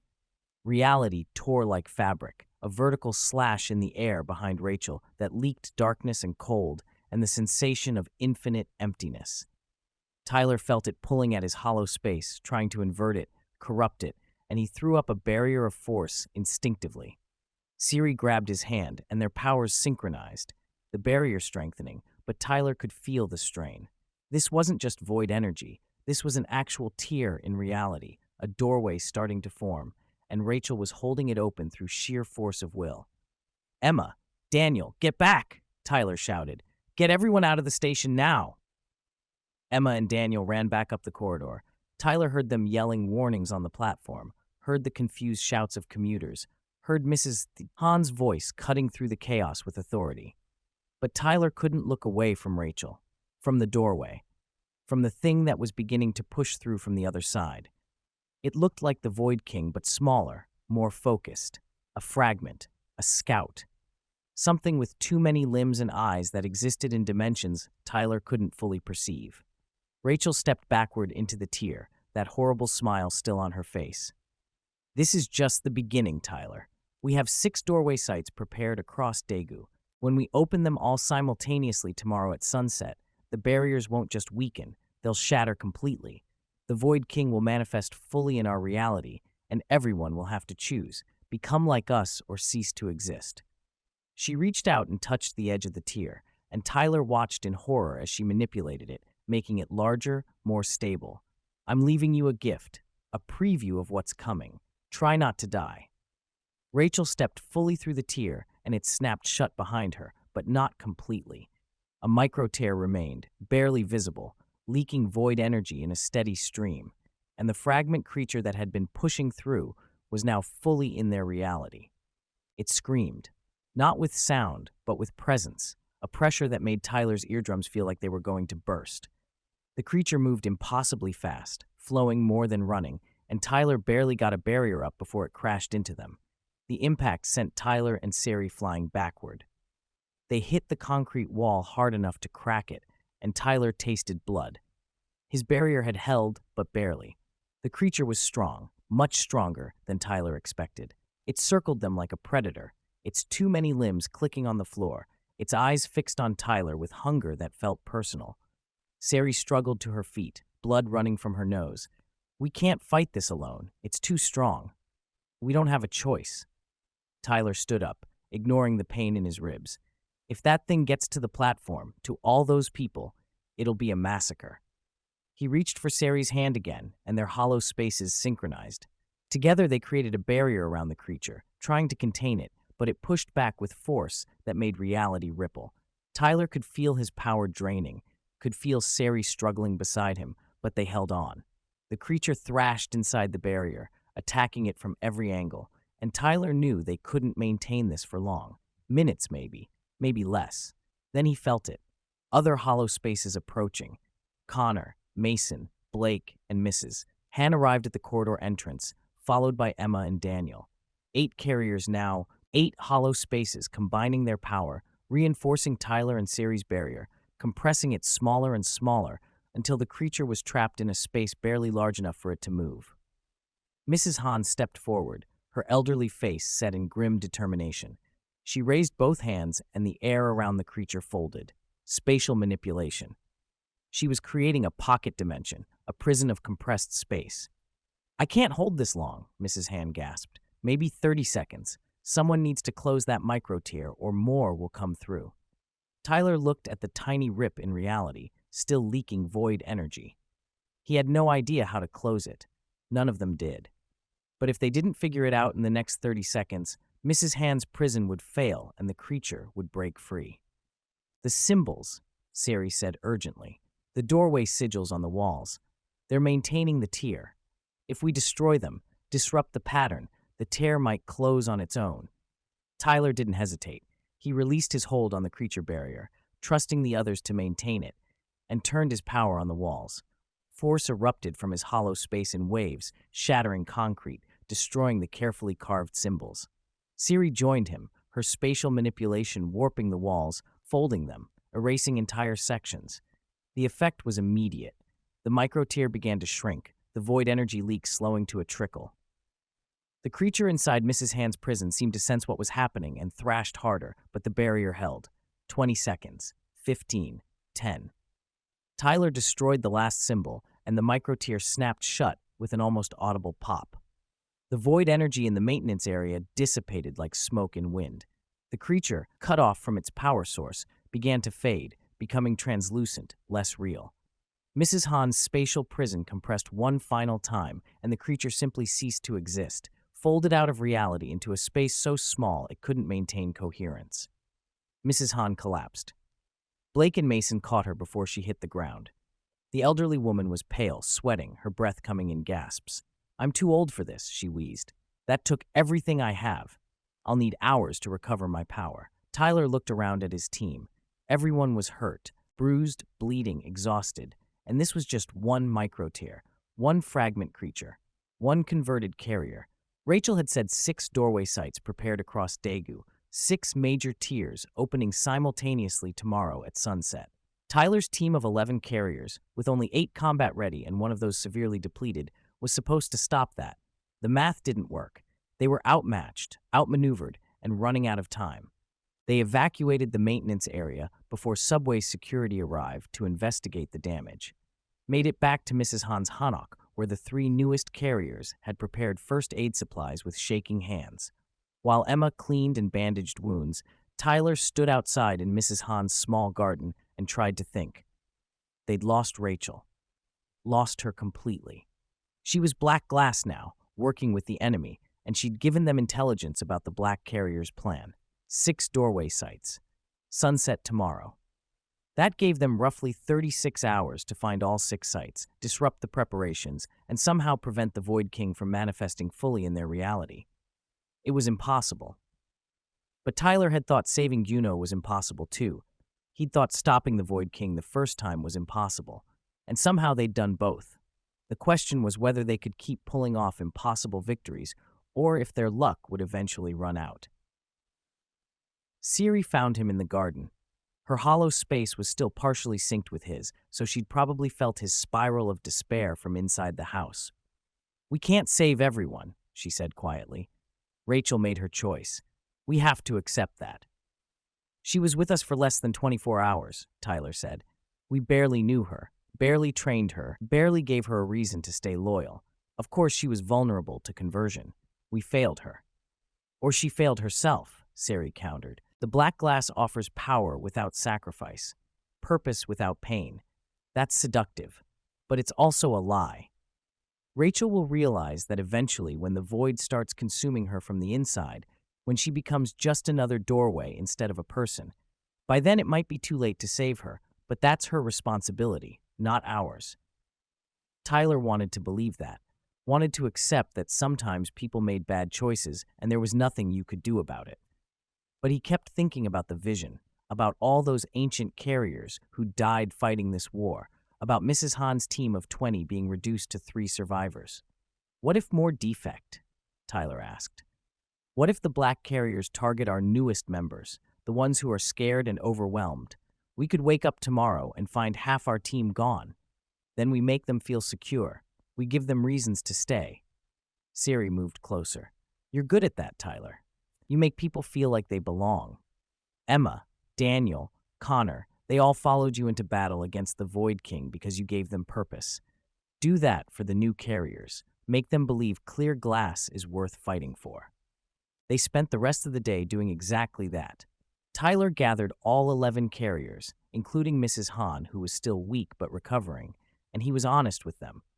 About the danger, about the odds, about how Rachel had defected and might not be the only one, about the 6 doorway sites and the impossible task ahead of them. "I'm not going to lie and say this will be easy," Tyler told them.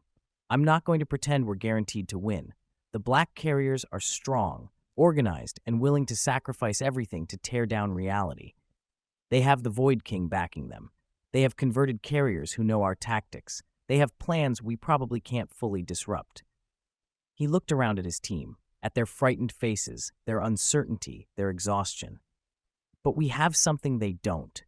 We have each other. We fight to protect, not destroy. We fight to save lives, not end them. And we fight because someone has to stand between the void and everyone we care about." Tyler felt his hollow space pulse, felt Siri's power synchronizing with his, felt the connections forming between all the carriers in the room, like a web of light that pushed back the darkness. "Tomorrow at sunset, 6 doorways will try to open across Daegu. We're going to stop them, all of them, and we're going to do it together." Connor stood up first, then Emma and Daniel, then Mason and Blake, then the 3 newest carriers whose names Tyler still barely knew. They stood together, 11 hollow carriers against impossible odds, and Tyler saw something in their eyes that hadn't been there before. Determination, unity, hope. Mrs. Han watched from her seat and smiled. "You remind me of my commander from 60 years ago. He gave speeches like that, made us believe we could win even when the math said otherwise." She stood slowly, leaning on her cane. "We lost him in the final battle. He held 3 doorways closed by himself while the rest of us evacuated a temple. Burned himself out completely, but we won because of him. because he made us believe sacrifice was worth something. Tyler felt the weight of that story, of that legacy. I'm not planning on dying. None of us ever are, Mrs. Han said. But if it comes to that, if one of us has to burn out to save the rest, we do it without hesitation. That's what it means to be a clear carrier. That's the burden we accept. Tyler looked at Siri, at Emma and Daniel and Connor, at all the carriers who joined them in less than a week. Could he ask them to sacrifice themselves? Could he accept that some of them might not survive tomorrow? The hollow space in his chest pulsed with the answer. Yes, because the alternative was letting reality break, letting the Void King consume everything, letting Daegu become a dead zone like that village 60 years ago where nothing remained but hollow ground. They spent the evening training harder than ever, pushing their powers to the limit, learning combinations, developing tactics. Tyler and Sari discovered they could create barriers that were invisible to black carriers until triggered. Emma and Daniel learned to coordinate their attacks, creating precision strikes that could disrupt doorway symbols from long range. Connor, despite being 13, had the most aggressive combat style, his force blades able to cut through void energy like it was solid matter. Mason could create illusions that fooled even other carriers. Blake had the ability to sense lies, to tell when someone was being influenced by void corruption. The three newest carriers were still learning basics, but they were improving rapidly. By midnight, when they finally stopped to rest, Tyler felt something like confidence. They weren't ready. Not really. But they were better than they'd been this morning, and tomorrow, they'd have to be better still. Daniel had been working on his laptop throughout the evening, cross-referencing Mrs. Han's knowledge of spiritually significant sites with his monitoring of social media and unusual activity reports. By 1 a.m., he had a map with 6 locations highlighted. These are my best guesses for doorway sites, he said, showing Tyler. Banwoldang Subway we already know. That's 1. The others are Apsan Mountain Temple Complex. That's 2. Siomun Market, built over an old prison. That's 3. Duryu Park Tower, site of a major battle. That's 4. The river bridge near Suzong Lake, drowning site. That's 5. And, he hesitated, Daegu International Academy, your school, Tyler, built on that fortress site. That's 6. Tyler stared at the map. His school. Again, the place he'd been trying to survive for 6 months was apparently ground zero for a supernatural war. They're spread across the whole city, Emma observed. We can't have everyone at every location. We'll have to split up. Teams of 2 minimum, Tyler said. No one faces a doorway site alone. Mrs. Han, can you create communication talismans? Something that lets us stay in contact across the city? Mrs. Han nodded slowly. I can make short-range empathic links. You'll feel each other's emotional states, know if someone's in trouble, but creating 11 links will take me all day tomorrow. You'll have to protect me while I work. Then that's the plan, Tyler said. Tomorrow morning, we rest, and Mrs. Han creates the links. Tomorrow afternoon, we scout the 6 locations, confirm black carrier presence, disrupt what preparations we can. Tomorrow at sunset, when they try to open the doorways, we stop them, permanently. He looked at his team. Pair assignments. Siri and I take the school, since I know the layout. Emma and Daniel take Banwoldang. You've already seen that site. Connor and Mason take the mountain temple. Blake pairs with Mrs. Han. Once she's finished the links, they take Siomun Market. The 3 newest carriers split into 1 pair and 1 solo with emergency backup responsibility. They rotate between the river bridge and the park tower. It wasn't perfect. The newest carriers were being asked to handle major sites with minimal experience. But Tyler was out of options. This was the team they had. Everyone get some sleep, Tyler said. Tomorrow we end this. The carriers dispersed to sleeping areas throughout Mrs. Han's house. Tyler found a corner with a cushion and tried to rest, but sleep wouldn't come. He kept thinking about Rachel, about how quickly she'd turned, about what she'd said about clear carriers being sacrificial shields. Was she right? Were they just temporary obstacles for the black carriers to overcome? Or could they actually win permanently? Siri settled down beside him, their hollow spaces automatically syncing. You're thinking too loud. I can feel your anxiety from across the room. Sorry, Tyler whispered. I'm just trying to figure out how to keep everyone alive tomorrow. You can't, Siri said bluntly. Some of us might die. Some of us might get converted like Rachel. Some of us might burn out our hollow spaces completely trying to close doorways. That's the reality of this war, Tyler. The black carriers understand that. They've accepted the cost. We need to accept it too. Tyler thought about Junho, about how close they'd come to losing him, about the fragment creature that had nearly killed them all, about Rachel standing in that maintenance corridor with black eyes and that terrible smile. I didn't sign up for this to watch people die, Tyler said. I just wanted to stop being bullied. I just wanted to feel powerful instead of powerless. And now I'm responsible for an entire team in a war I barely understand. None of us signed up for this, Sari reminded him. The glass chose us because we were broken, because we had hollow spaces inside us already, made by loneliness or fear or pain or isolation. The power just gave us a way to fight back. But Tyler, we're not just fighting for ourselves anymore.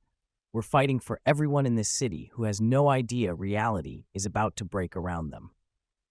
She took his hand, and their hollow spaces pulsed in perfect synchronization. We're going to lose people tomorrow, but we're also going to save millions. That's the trade. That's the burden. And if we're the ones who have to carry it, then we carry it together.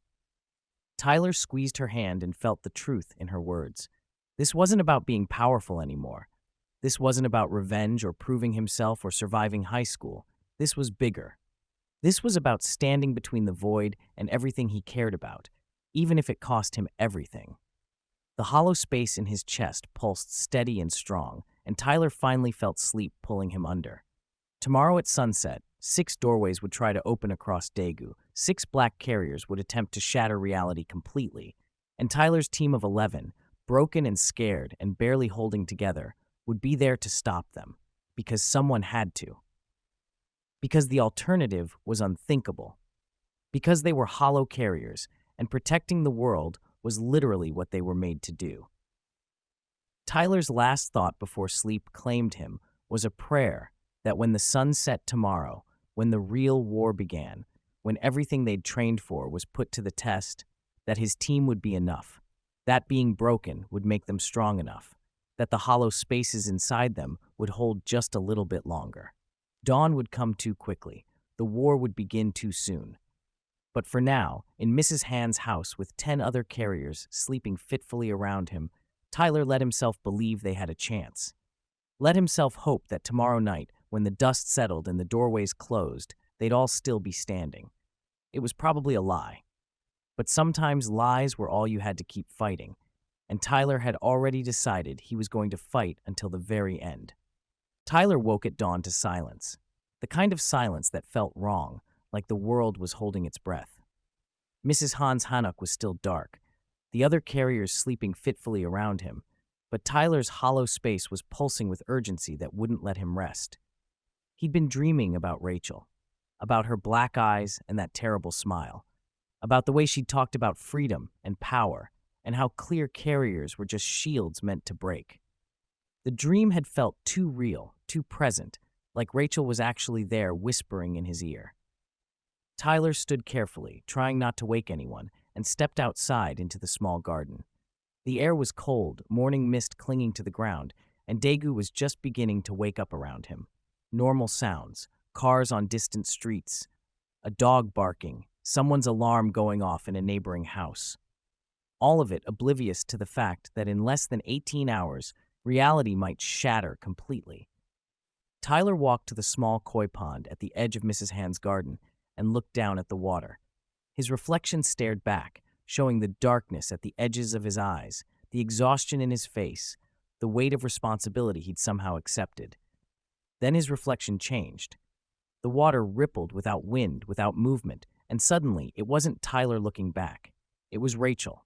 Her face filled the pond's surface, those completely black eyes fixed on him with intensity that made Tyler's hollow space recoil. But he didn't run. He couldn't, because part of him had been waiting for this, expecting it, knowing that Rachel wouldn't just vanish after their subway confrontation. "Hello, Tyler." Rachel's voice came from the water, distorted and layered with harmonics. "I was hoping we could talk privately before everything begins. Just the two of us. No teams, no sides, just truth." Tyler glanced back at the house, making sure no one else was awake. You converted to the black side. You opened a tier in reality and sixed a void creature on us. Why would I want to talk to you? Because I'm the only one who's going to be honest with you, Rachel said. The black carriers don't lie, Tyler. We don't need to. The truth is terrible enough on its own. Her image in the water shifted, showing the 6 doorway sites Daniel had identified. The 6 doorways are real. At sunset today, we will open them simultaneously across Daegu. The Void King will manifest fully in your reality. That's happening.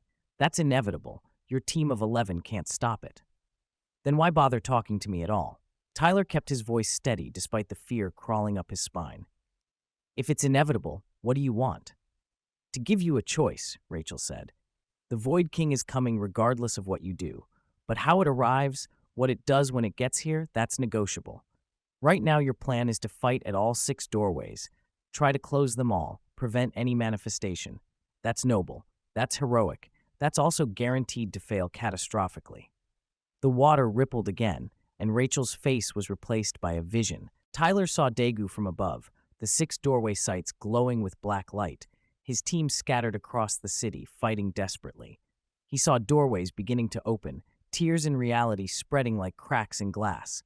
He saw his carriers fighting, bleeding, burning out their hollow spaces one by one. He saw Mrs. Han collapse as her power gave out. He saw Connor get torn apart by void creatures. He saw Emma and Daniel consumed by darkness. He saw Sari screaming his name as reality collapsed around her. And through it all, the doorways kept opening because 11 carriers weren't enough to stop 6 major manifestations simultaneously. Tyler's breath caught. That's not real. That's just void propaganda, fear tactics. That's probability, Rachel's voice returned. That's what happens when you spread your forces too thin, when you try to win every battle instead of choosing which ones matter. Tyler, if you fight at all 6 doorways, you lose everything. Your team dies, the city falls, the Void King manifests uncontrolled and annihilates millions. The vision shifted. Now Tyler saw something different. 5 doorways closing, barriers holding, his team victorious at those sites. But the 6th doorway at his school, that one opened. Not completely, not catastrophically, just enough. The Void King didn't annihilate Daegu, instead it merged with it. Tyler watched the city transform. Buildings remained, but reality bent around them. Districts where time moved differently, areas where gravity was optional, spaces where the barriers between possibilities were thin enough to walk through. It looked wrong, alien, but people were still there, still alive, living in a changed Daegu, a corrupted Daegu, but surviving. Millions of lives preserved at the cost of letting the void partially overwrite one city. This is the alternative, Rachel said. A controlled merge. You pull your team back from one doorway at the critical moment. Let that one open fully. The Void King gets what it needs, establishes an anchor point in your reality, but in exchange it leaves everything else intact. Daegu survives. Your team survives. Your family, your classmates, everyone you care about continues existing. Changed, yes. Living in a hybrid reality, yes, but alive. Tyler stared at the vision, his mind racing. Could this be real? Could you negotiate with something like the Void King? Or was this just another manipulation, another lie designed to make him hesitate at the crucial moment? Why would the Void King accept a partial manifestation? Tyler asked. Why wouldn't it just take everything once it has an anchor point? Because partial manifestation is sustainable, Rachel explained. Total annihilation leaves nothing for the void to feed on. But a hybrid reality, a place where the boundaries are permanently weakened, that creates an ongoing energy source. It's better for the Void King to have one city producing hollow energy forever than to consume everything once and starve. The logic was terrifying because it almost made sense. Tyler thought about ecosystems, about predators that manage their prey populations instead of hunting them to extinction. Was the Void King smart enough to think that way? Or was Rachel just really good at making corruption sound reasonable? And what's the catch? Tyler's voice was hard. What does the Void King want in exchange for this controlled merge? What's the price? You, Rachel said simply. Or more specifically, your team's cooperation. At sunset, when the doorways begin opening, you fight at 5 sites and hold them closed. But at the 6th site, your school, you pull back. You let it open, and you don't resist when the merge begins. The Void King needs clear carriers to stabilize the transition to make sure the hybrid reality forms correctly instead of collapsing chaotically. She paused. In exchange, everyone lives. Your dad keeps his job. Your classmates keep going to school. Siri's family stays safe. Emma, Daniel, Connor, all of them survive and get to keep their lives. The cost is just one doorway, one controlled opening, one permanent change to Daegu's reality. Tyler felt sick. This was the trolley problem on a cosmic scale. Pull the lever and sacrifice one thing to save 5 others. Or don't pull it and risk losing everything trying to save it all. How do I know you're telling the truth? Tyler asked. How do I know this isn't just a trick to get me to sabotage my own team? You don't, Rachel admitted. You have to make a choice based on incomplete information and trust. But Tyler, think about it logically. If we wanted to just trick you, we'd lie and say you could stop all 6 doorways. We'd encourage you to spread your forces thin and fail naturally. Instead, I'm being honest. I'm telling you that you can't win by fighting everywhere. But you can win by choosing your battles strategically. The vision in the water shifted again, showing Tyler's face, showing the doubt in his eyes, the exhaustion, the fear. You're already considering it, Rachel said softly. I can see it. You're thinking about the math, about the odds, about how to keep the most people alive. That's not weakness, Tyler. That's leadership. That's making the hard choice that no one else is brave enough to make. Tyler's hands clenched into fists. His hollow space pulsed erratically, torn between rejection and consideration. Everything in him wanted to refuse, to spit in Rachel's face and tell her to take her deal and shove it. But another part of him, the part that had spent 6 months being the responsible one, the careful one, the kid who calculated risks and tried to survive, that part was doing the math. 11 carriers split across 6 sites meant less than 2 per location, against black carriers who were stronger, more aggressive, backed by the Void King itself. The odds were terrible, maybe impossible, and if they failed at all 6 sites, if Rachel's first vision came true and everyone died trying to hold everywhere simultaneously, then Tyler would have sacrificed his team for nothing. But if they held 5 sites and let one fall, they'd at least save something, save most of the city, save his team, save millions of people who'd never know how close they came to annihilation. I need time to think. Tyler said finally, This isn't a decision I can make standing in a garden at dawn. You have until sunset, Rachel said. When the doorways begin opening, you'll have maybe 5 minutes to make your choice. Fight at all 6 and watch your team burn out or pull back from one and let the merge happen. Choose wisely, Tyler. Choose what you can actually save instead of what you wish you could save. The vision in the water collapsed. Rachel's face disappeared, replaced by Tyler's own reflection again, and he looked different somehow. Older, more tired, like he'd aged years in the last 5 minutes. Tyler stood there staring at his reflection until the sun rose fully and light broke through the mist. He went back inside to find Sari awake, sitting by the window with her hollow space pulsing anxiously. The moment Tyler entered, her eyes found his, and he knew she'd felt something through their link. Not details, but emotions, doubt, fear, temptation. What happened? Sari asked quietly, keeping her voice low so the others wouldn't wake. You went outside and your hollow space went chaotic. I felt conflict, uncertainty, things that weren't there before. Tyler sat down beside her and told her everything. About Rachel's appearance in the pond, about the 2 visions, about the deal the black carriers were offering, about the choice he'd have to make at sunset. Sari listened without interrupting, her face growing more troubled with each word. When Tyler finished, she was quiet for a long moment. You're actually considering it, she said finally. I can feel it through our link.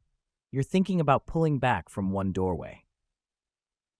I'm thinking about keeping everyone alive, Tyler corrected. There's a difference.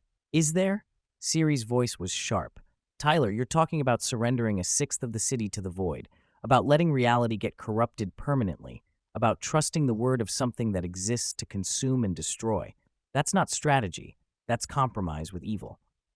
It's triage, Tyler argued. It's accepting that we can't save everything and choosing to save what we can. Siri, look at our team. Really look at them. We have 3 carriers who awakened less than 2 days ago.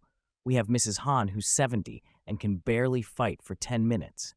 We have an 8-year-old kid, and we're supposed to hold 6 major doorway sites against black carriers who are stronger, more experienced, and have the Void King backing them. He met her eyes.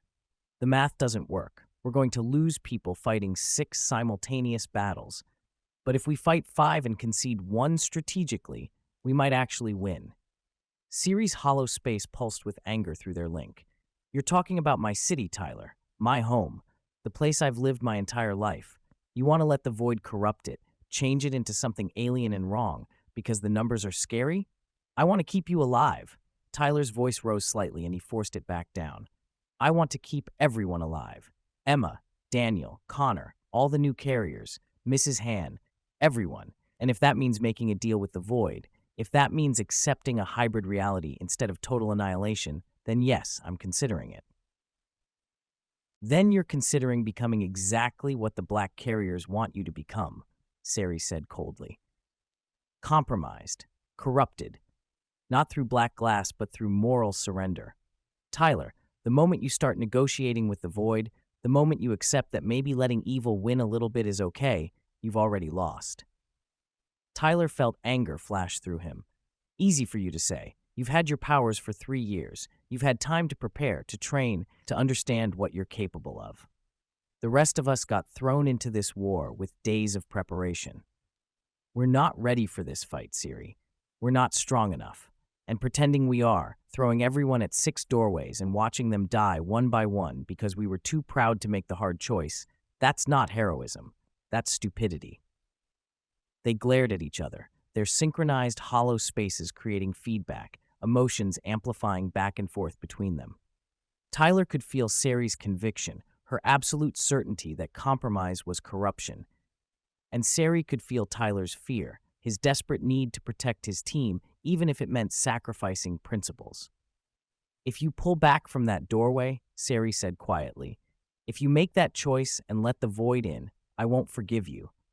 Our link will break because I won't be able to synchronize with someone who surrendered. Then I guess we'll find out at sunset what matters more. Tyler said, moral purity or keeping people alive. He stood up and walked away before the argument could escalate further. The other carriers were starting to wake up, stretching and groaning and preparing for the day ahead. They looked tired but determined, ready to fight. Tyler watched them and felt the weight of Rachel's offer pressing down on him. These people trusted him, followed him, believed he would lead them to victory. But what if victory wasn't possible? What if the only real choice was between total loss and partial loss? What if Rachel was right and the heroic option was actually the stupid option? Mrs. Han spent the morning creating empathic links like she'd promised. It was slow, careful work, each link requiring her to weave threads of her hollow space between 2 carriers. Tyler watched the process and saw how much it cost her. Each link drained her a little more, made her a little paler, a little weaker. By noon, she'd completed 9 links, connecting all 11 carriers into a web of empathic awareness. Tyler could feel everyone now. Emma's nervous determination, Daniel's analytical calm, Connor's aggressive confidence that felt too old for 13, Mason's quiet fear, Blake's steady resolve. The 3 newest carriers whose terror was barely contained, Mrs. Han's exhaustion, and Siri's anger, still burning cold through their synchronized hollow spaces, making it clear she hadn't forgiven Tyler for even considering Rachel's deal. The links are complete, Mrs. Han announced, her voice thin with exhaustion. You'll feel each other's emotional states within a 2-mile radius. If someone is in extreme danger or distress, everyone will know immediately. This should help coordination during the battle. Can the black carriers sense these links? Daniel asked. Could they use them against us? Possibly, Mrs. Han admitted, but the alternative is fighting blind. The risk is worth it. They spent the afternoon scouting the 6 doorway sites, confirming locations, identifying optimal positions. Tyler and Sari went to Daegu International Academy, and the tension between them made the air feel thick. They didn't talk beyond tactical necessities. Tyler mapped the school grounds, identified where the doorway would likely form based on the symbols he'd seen in Junho's maintenance building. Siri created concealment barriers, places where they could hide and strike from surprise. All the while, Tyler kept thinking about Rachel's visions, about the choice he'd have to make, about whether Sari was right that compromise was corruption, or whether Tyler was right that saving most of something was better than losing all of it. The sun moved across the sky with terrible inevitability. Afternoon became evening. The shadows grew longer. Tyler felt the hollow space in his chest pulsing faster, responding to something approaching. The other carriers felt it too through the empathic links. A rising tide of dread and readiness. At 5 p.m., 3 hours before sunset, Tyler gathered everyone at Mrs. Han's Hanok one last time. Final assignments, he said, trying to project confidence he didn't feel. Emma and Daniel, Banwoldang Subway. Connor and Mason, Apsan Mountain Temple. Blake and Mrs. Han, Siomen Market. The 3 newest carriers split between Duryu Park Tower and the River Bridge, with one holding as emergency backup. Sari and I take the school. He looked at each of them. When the doorways start opening, you hold them closed. Use everything you have. Don't try to be heroes. Don't take unnecessary risks, but don't let those tears stabilize. If a doorway gets past the initial formation stage, if it starts to solidify, call for backup through the empathic links. What if we can't hold? One of the newest carriers asked, her voice shaking. What if we're not strong enough? Tyler almost told them the truth. Almost told them about Rachel's offer, about the option to concede one doorway strategically. But he looked at Sari's face, at her cold anger, and kept quiet. Then you do what Mrs. Han's grandmother did 60 years ago, Tyler said instead. You burn out your hollow space if you have to. You hold the line long enough for evacuation. You make the sacrifice matter. It was the answer they expected, the heroic answer. But Tyler could feel through the empathic links that it didn't comfort anyone. They all knew the odds. They all knew they were probably going to die. Mrs. Hen stood slowly, leaning on her cane, and Tyler saw tears in her eyes. 60 years ago, 20 clear carriers fought this battle. 3 of us survived. Today, 11 carriers will fight. I don't know how many will survive this time, but I know every single one of you is braver than you think, stronger than you believe. And the Void will remember that clear carriers don't surrender easily. She bowed deeply, the traditional Korean bow of respect, and one by one the carriers bowed back. Tyler felt his throat tighten. These people were going into battle because he'd asked them to, because he'd convinced them they could win. And now he was keeping secrets from them, hiding Rachel's offer, considering whether to betray that trust at the critical moment. The carriers dispersed to their assigned locations. Tyler and Sari traveled in silence to Daegu International Academy, arriving as the sun touched the horizon. The school looked normal. Students had gone home hours ago. The grounds were empty, but Tyler could feel it through his hollow space. The barriers here were already thin, already weakening. The doorway was preparing to form.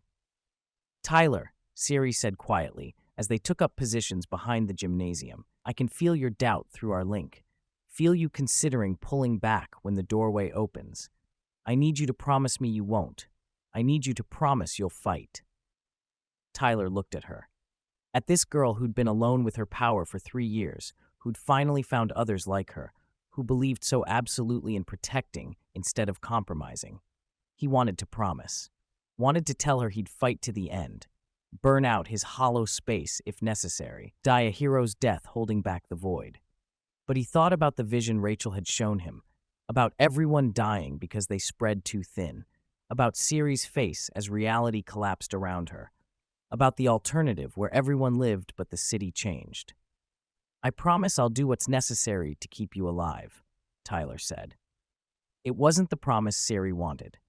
He could feel her disappointment through their link, feel her hollow space starting to desynchronize from his as trust cracked.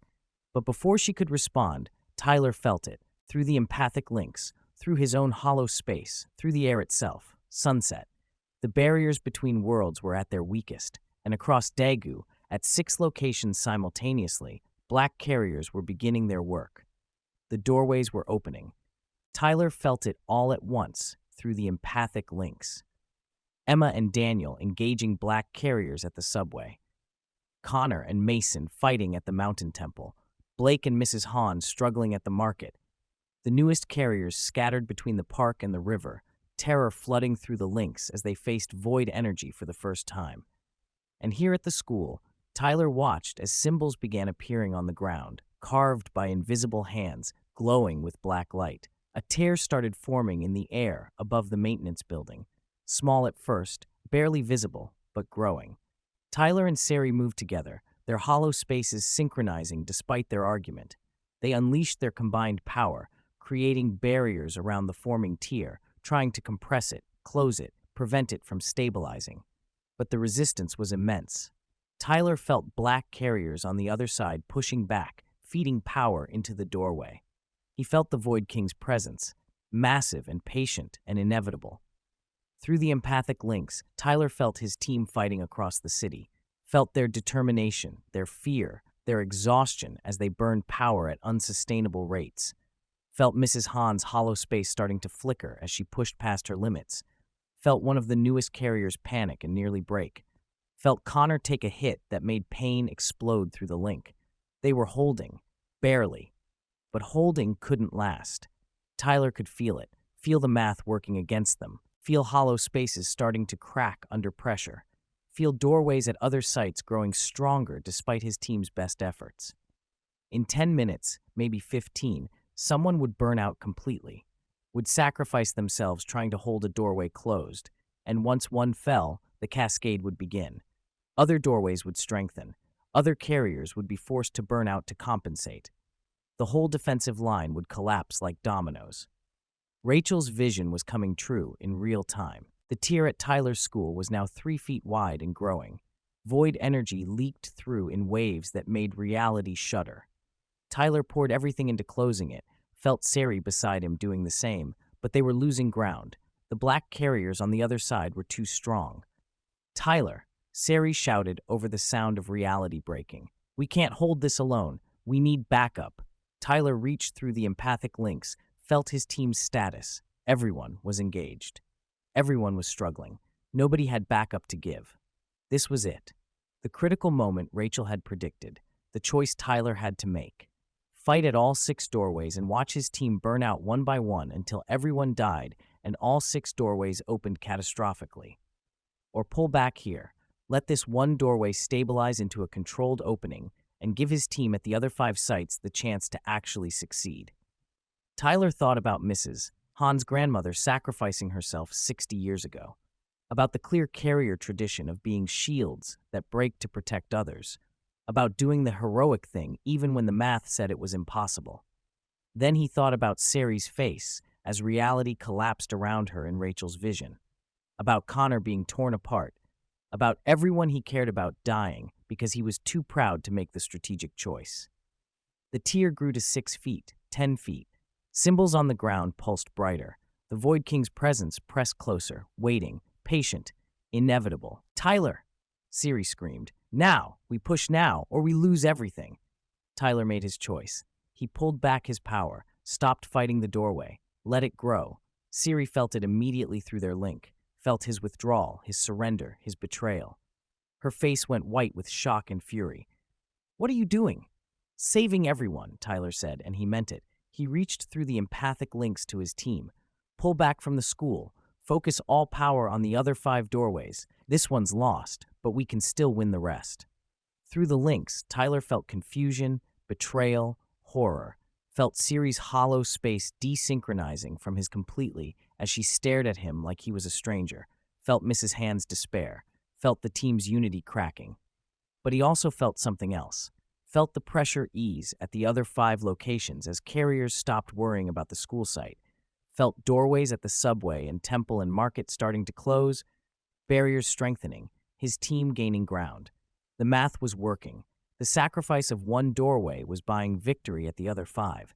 The tier at Tyler's school grew to 20 feet wide, 30 feet. Reality bent around it like fabric under tension. And through the opening, Tyler saw something that made his heart stop. Rachel stepping through, smiling that terrible smile. Behind her, the Void King. Not fully manifested, not consuming everything like in the catastrophic vision, just present, just anchored, just enough. "You made the right choice, Tyler," Rachel said, and her voice had harmonics that rattled his bones.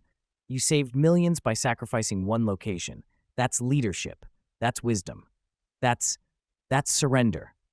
Sari spat. She stood beside Tyler, her power coiled and ready, her hollow space completely independent of his now. You just doomed this city to permanent corruption. Congratulations. Tyler felt the weight of what he'd done settling onto his shoulders, felt the hybrid reality beginning to form around the school as the void merged with the normal world. Felt his team's victory at the other 5 locations, doorways closing, barriers holding, everyone surviving. He'd saved them. Saved almost everything, at the cost of compromising with evil, at the cost of Siri's trust, at the cost of his own soul. Rachel's smile widened. Welcome to the new Daegu, Tyler. Welcome to the hybrid world. I think you're going to find that compromise isn't as terrible as you feared. In fact, you might even learn to love it. The doorway stabilized behind her, permanent and wrong and irreversible. And Tyler stood there, watching reality bend around his school and wondered if he'd just saved the world or damned it. The hollow space in his chest pulsed uncertain and conflicted. The war was over. Tyler's team had won 5 out of 6 doorways, millions of lives saved. But the cost was visible in the transformed landscape around them, in the void-touched reality that would never go back to normal, in the look of betrayal on Sari's face. Tyler had made his choice, had pulled the lever and sacrificed one thing to save 5 others, had become the leader who made the hard call, the strategic choice, the compromise with evil. History would decide if he was a hero or a traitor. But right now, standing in a reality that was permanently changed because of his decision, Tyler honestly didn't know which one he was himself.